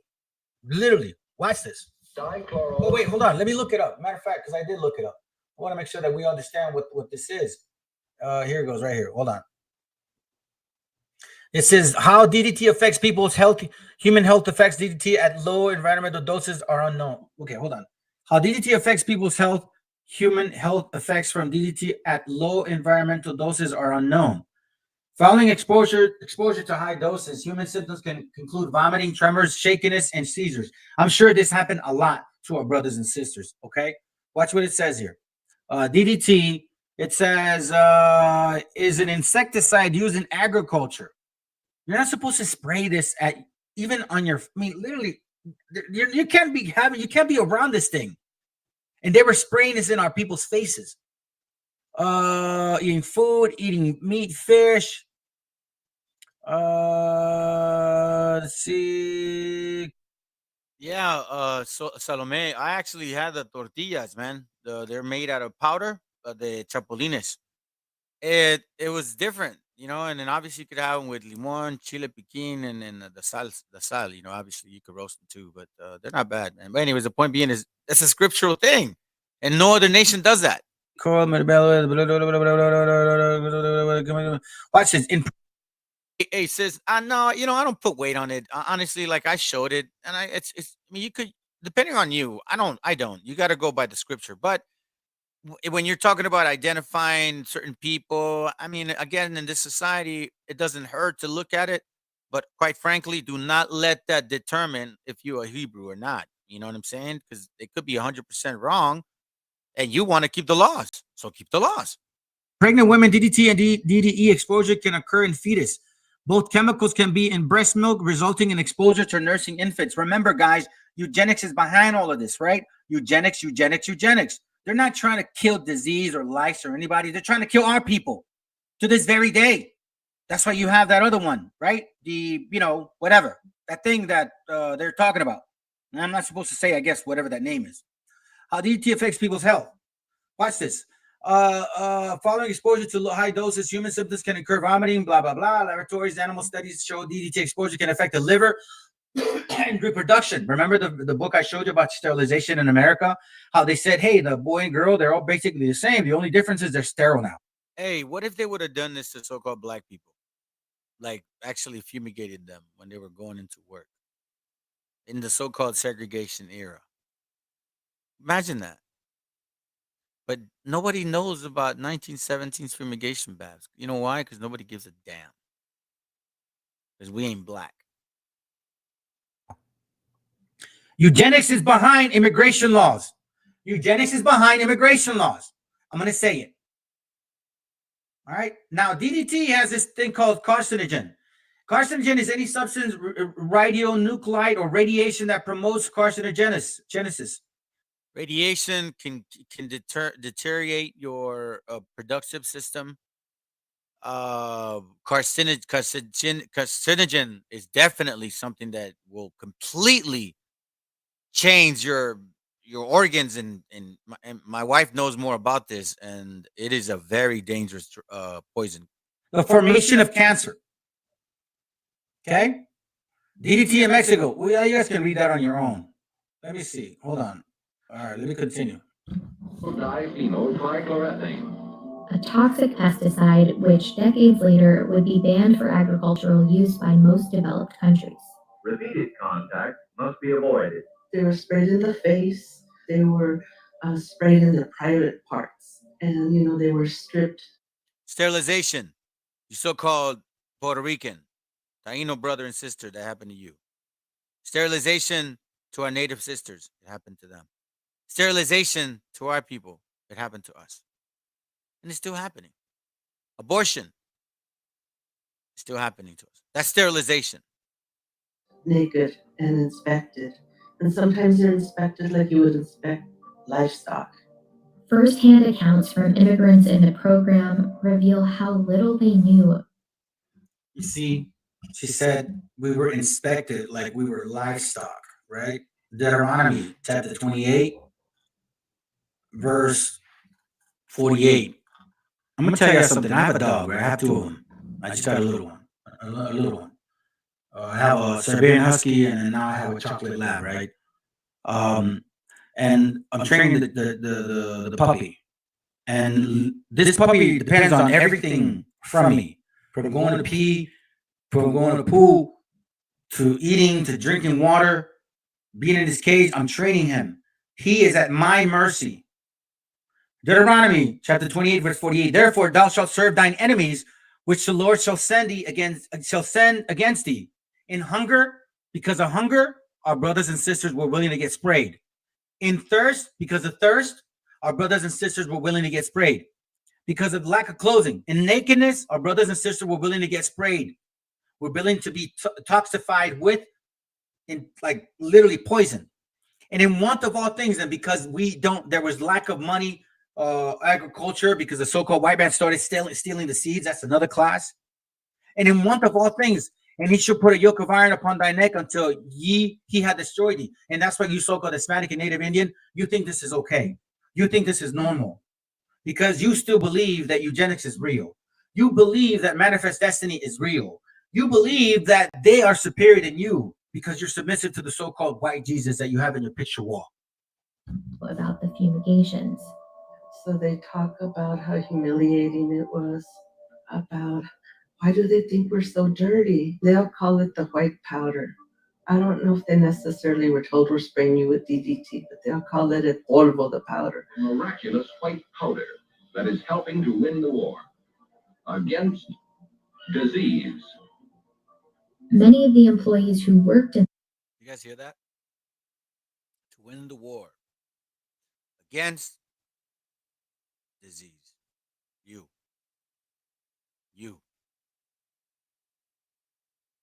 The facilities weren't given many details either.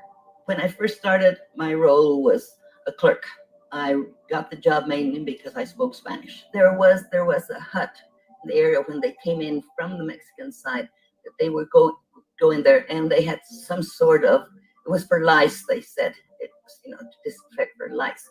And we never gave it much thought, but we did think, sort of like what the Nazis used to do, to the Jews. Man, let me read this first, okay? Isaiah 59, verse 4. And our brothers and sisters, I'm sure they were fearful. They didn't want to lose their job. They had to work, right? This lady reminds me of my mother, actually. And I could see it, but at the same time, come on, man. Isaiah 59:4.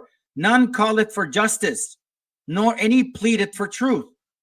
Like you said, like our sisters are watching this going on, and it's like, I mean, it just sounds kind of weird. Like it just looks weird. Isn't this what they did to the so-called Jews? You are the Jews. None calleth for justice, nor any pleadeth for truth. They trust in vanity and speak lies. Right? They conceive mischief and bring forth iniquity. So let me read it again. None calleth for justice, nor any pleadeth for truth. The so-called white man is not looking for justice or truth towards us. They trust in their vanity and speak lies and say, oh, well. Let me read that, Meshiachan. It's important, man.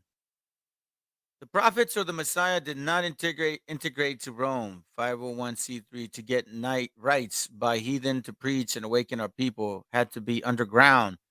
But those fake camps integrate for validation to gain money. It's true. Let's make a mental note not to fight each other, post doubts to sharpen other swords, but not to divide our spiritual walk. The overall mission is to walk to our coming kingdom with the blessing of the Messiah. Amen. All praises on that, brother. That's true, bro. I'm down fighting, man. Honestly, my goal is to reach out to brethren, bro. But a lot of our gente is still bitter, man. They're still bitter. But hey, with patience and prayer and fasting, all is possible, especially with the faith and keeping the laws of God. Obviously, man, you guys cannot forget that it could be done. So let's continue to have that mentality, Meshiachan. All praises. We're trying to kill the lice and the syphilis, or what was it, typhus? But that's not true. They conceive mischief and bring. Yo, for example, Meshiachan, like I reached the brothers that are actually doing classes, right? And I've actually spoke to some of them about just try to come to a middle ground. To come to a middle ground of understanding, to teach our brothers and sisters the law, statutes, and commandments. There's a lot of topics that some of our brothers want to get into, and I understand that. But do our people really need that? Is that going to be salvation? No. What's going to save us is the restoration of the mind, teaching who we are according to the Bible, giving us a heritage, showing us some of these things, and building our people up. Of course, some of us think that the earth is flat. Yes, some of us want to get into Genesis and Revelation. But quite frankly, that's not salvation.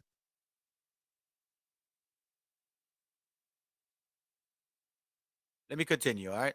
I'm going to check on my family. I think, by the way, I have an autistic son, and he's having some difficulties, brothers. If you guys can do some praise for me right now, man, that'd be great. I'm going to go check on him. Bring forth iniquity. Why? Iniquity of what? Bring forth iniquity, meaning sin.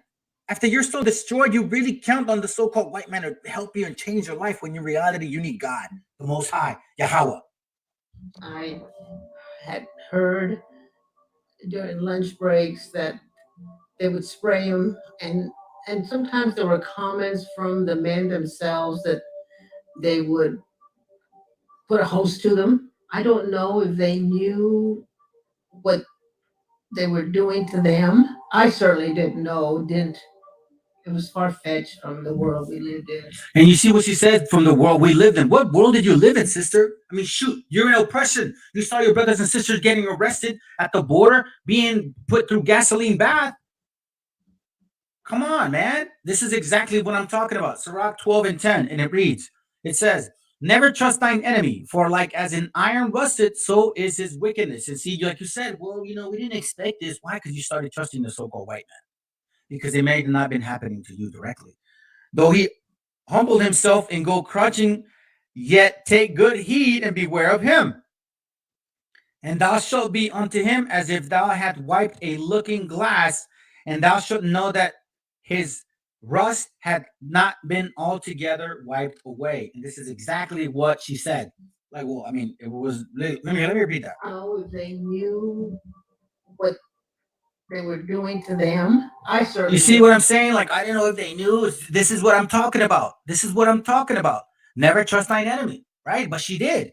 And now it says here in verse 11, and thou shalt know that his rust had not been altogether wiped away. Because now she says this. It was far-fetched from the world we lived in.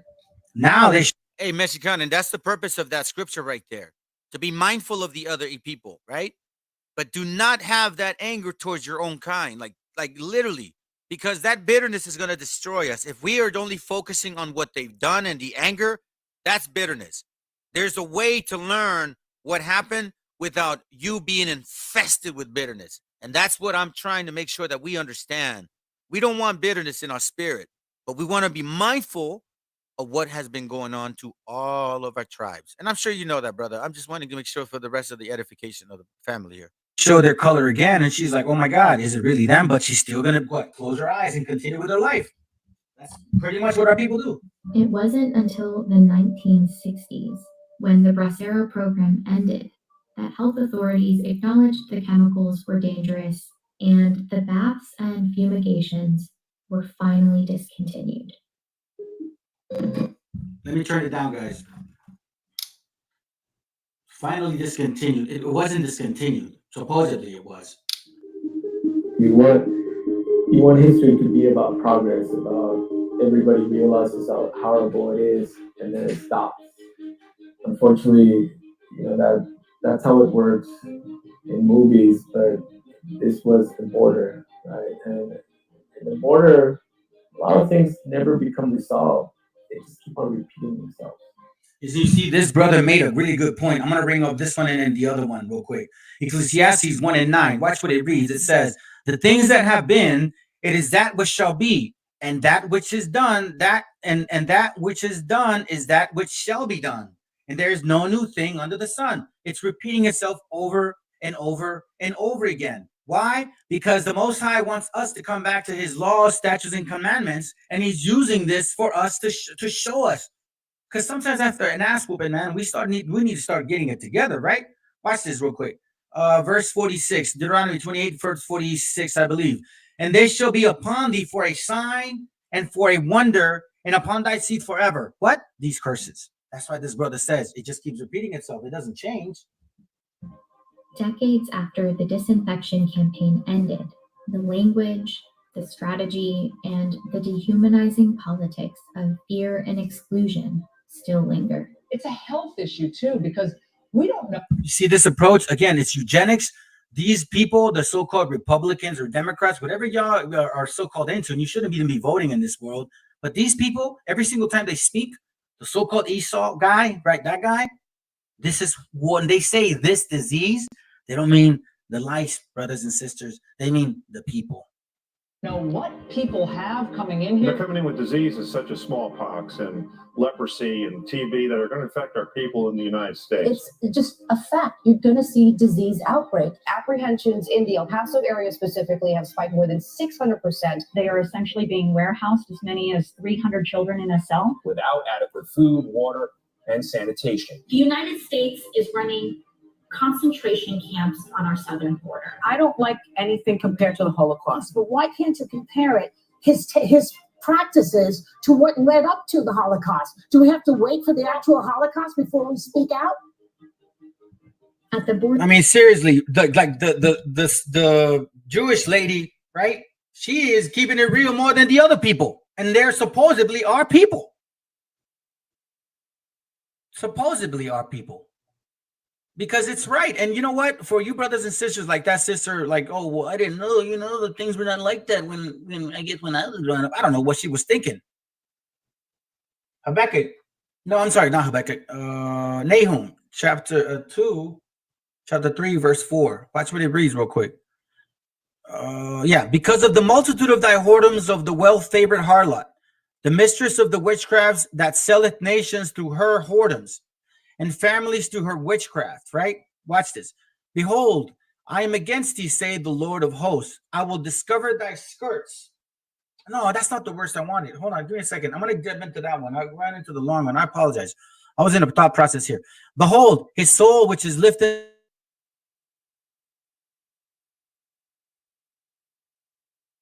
up, is not upright in him. So these people were never, that's why it says, never trust thine enemy. They're not upright. Their spirit is not upright. Okay. Now let's go to Nahum.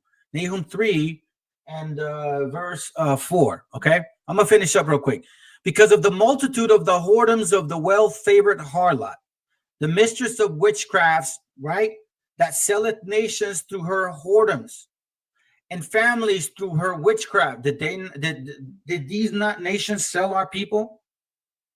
And behold, I am against thee, say the Lord of hosts. I will discover thy skirts upon thy face, and I will show the nations thy nakedness, and the kingdoms thy shame. And this is what we're doing. Us brothers that are out here teaching, showing y'all who they really are, bringing the attention to so-called eugenics, that manifest destiny. All of those things need to be brought to our attention. And that it's not just the white man anymore. Now we know, okay? That's why you gotta know your enemy. You have to know their tactics, their approach, their rust, so you don't get tricked and bamboozled. The true history of the so-called white man. When you see what they say about us and you look at who they are in reality since the beginning, you start really thinking about what is going on. We stay quiet to the things that we're obviously seeing. We cannot do that anymore. I got another video real quick. I just want to show y'all. This is kind of funny. Give me a second. I'm going to pull it up. And it's because, hold on. Let me see if I can get it. Give me a second. I'm going to try to fly through this real quick. Yeah, that's second Maccabees 4:15. Let me get that one real quick. Scattered Israelite. Let's see. I think it's that one. It says here,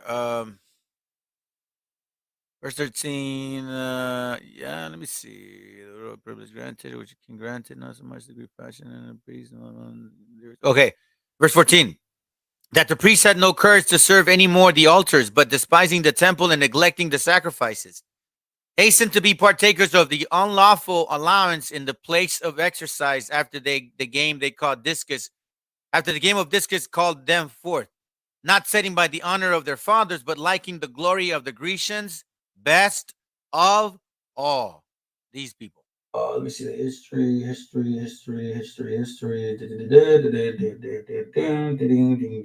Watch this real quick. When I make decisions as a leader, it's about the next 7 generations. Prop 27 will help small. I was looking for a different video. I ended up running into this guy who was using coke. That wasn't the one I wanted to show. Verse 5. Behold, I am against thee, say the Lord of hosts, and I will discover thy skirts upon thy face, and I will shew the nations thy nakedness, and the kingdoms thy shame. So the Most High is now starting to reveal who these people are according to the Bible and according to their spirit, and who the true Israelites are of the Bible, according to the Bible. Okay? So now let me go to Isaiah chapter 13, verse 1, because I'm about to finish it off, okay? Because after all of this, guess what, guys? Yes, they've done this to us. But watch this real quick. Isaiah 13 and 1. The burden of Babylon, which Isaiah, the son of Amos, did, see. Lift ye up a banner upon the high mountains. Exalt the voice unto them. Shake the hand that they may go into the gates of the noble. Okay?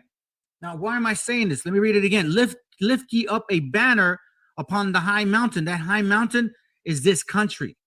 That high banner is the commandments, the Bible. Exalt the voice unto them. This me right now letting them know, letting our people know what? Ezekiel chapter 37 and verse 2. Okay? Watch this real quick. And hold on. Verse 10, my apologies. Give me a second real quick. It says, so I prophesied as he commanded me, and the breath came into them, and they lived and stood up upon their feet, an exceeding great army. So this is why we're out here.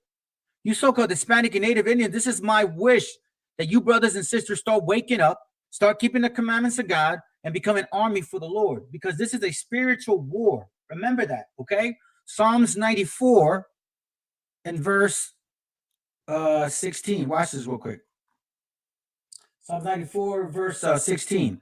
And it reads, who will rise up for me against the evildoers? Or who will stand up for me against the workers of iniquity? So I'm calling y'all Hispanics and Native Indians, you men out there You got to start keeping the commandments of God and start actually like keeping the Sabbath, to start literally coming to your truth that you're an Israelite of the Bible. This is your book. This is our book. Okay? Because when the Most High sends our king, watch what's going to happen. Wisdom of Solomon 5:1. Then shall the righteous man stand in great boldness before the face of such as have afflicted him and made no accounts of his labor. If you so-called Hispanic and Native Indian, you brothers right there, right? You wake up, you start keeping the commandments, you start studying, you start teaching this to our brothers and sisters, you will be one of the righteous men standing with our king, right? When they see it, they shall be troubled with terrible fear, the other nations, and shall be amazed at the strangeness of his salvation, so far beyond all that they look for. Why? Because remember what we just saw, eugenics. They literally believe that we're filthy disease, filth and disease, right? That's what they believe in. Ezekiel 35 and verse, hold on a second, Ezekiel 35 and verse 5. It says here, because thou hast had a perpetual hatred and hast shed the blood of the children of Israel by the force of the sword in the time of their calamity, in the time that their iniquity had ended, right? Therefore, as I live, say the Lord, I will prepare thee unto blood, and blood shall pursue thee. Sit thou hast not hated blood, even blood shall pursue thee. Now, why am I reading this? Because if we go back to Wisdom of Solomon, they're going to actually see an amazement. They're going to be like, oh my God. When they see it, they shall be troubled with fear. Why? Because of everything they've done. Because of everything they've done. Because of the perpetual hatred. Because of the blood that was shed. The children of Israel, right? It says here, and shall be amazed at the strangeness of his salvation, so far beyond all that they look for. And they repenting and groaning for anguish of the spirit shall say within themselves, this was he, you mean us, Hispanic and Native Indians, whom we, you mean so-called, the so-called white man, the so-called Arab, the so-called Elamite, the so-called Asian, the so-called Chinese, Japanese, the so-called, I mean, every other nation except Israel, basically. This was he whom we had sometimes in derision, in a proverb and reproach. We just went through all that. We fools counted his life madness and his end to be without honor. That's how they see our people. How is it he numbered among the children of God, and his lot is his among the saints? So you brothers and sisters, those bones, start waking up. Start teaching our brothers and sisters. Start keeping the commandments of God. Okay? Because judgment is coming. It's right around the corner. We're at the 11th hour. Ecclesiastes chapter 12 and verse 14. Don't forget, for God shall bring every work into judgment with every secret thing, whether it be good or whether it be evil. Lord willing, this was an edifying class. You brothers and sisters, shalom, most high, God bless, man. Here, let me finish it with this real quick. I got a scripture for you and then a video real quick. Where's it at? Look at let me see. I think it's this one. That's what I'm looking for.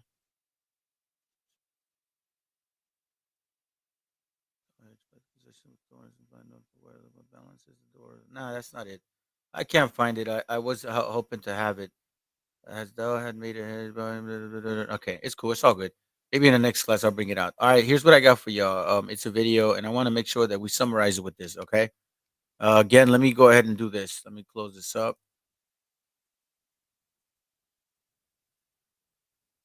Close this up too. In case. Copyright disclaimer. This content does not belong to Bible Chronicles or claim this intellectual property. The content provided today has and always will belong to content owner. Bible Chronicles does not have any affiliation with the owner of this property. As mentioned, Bible Chronicles does not intend to make use of any material for the purpose of harvesting gain. However, Title 17 of the United States copyright law states material and use can only be done when it's for theological or general educational purposes, and thus Bible Chronicles believes that this principle material falls under fair use, which honors protection under Section 107 of the same U.S. copyright law. All right, this is their God.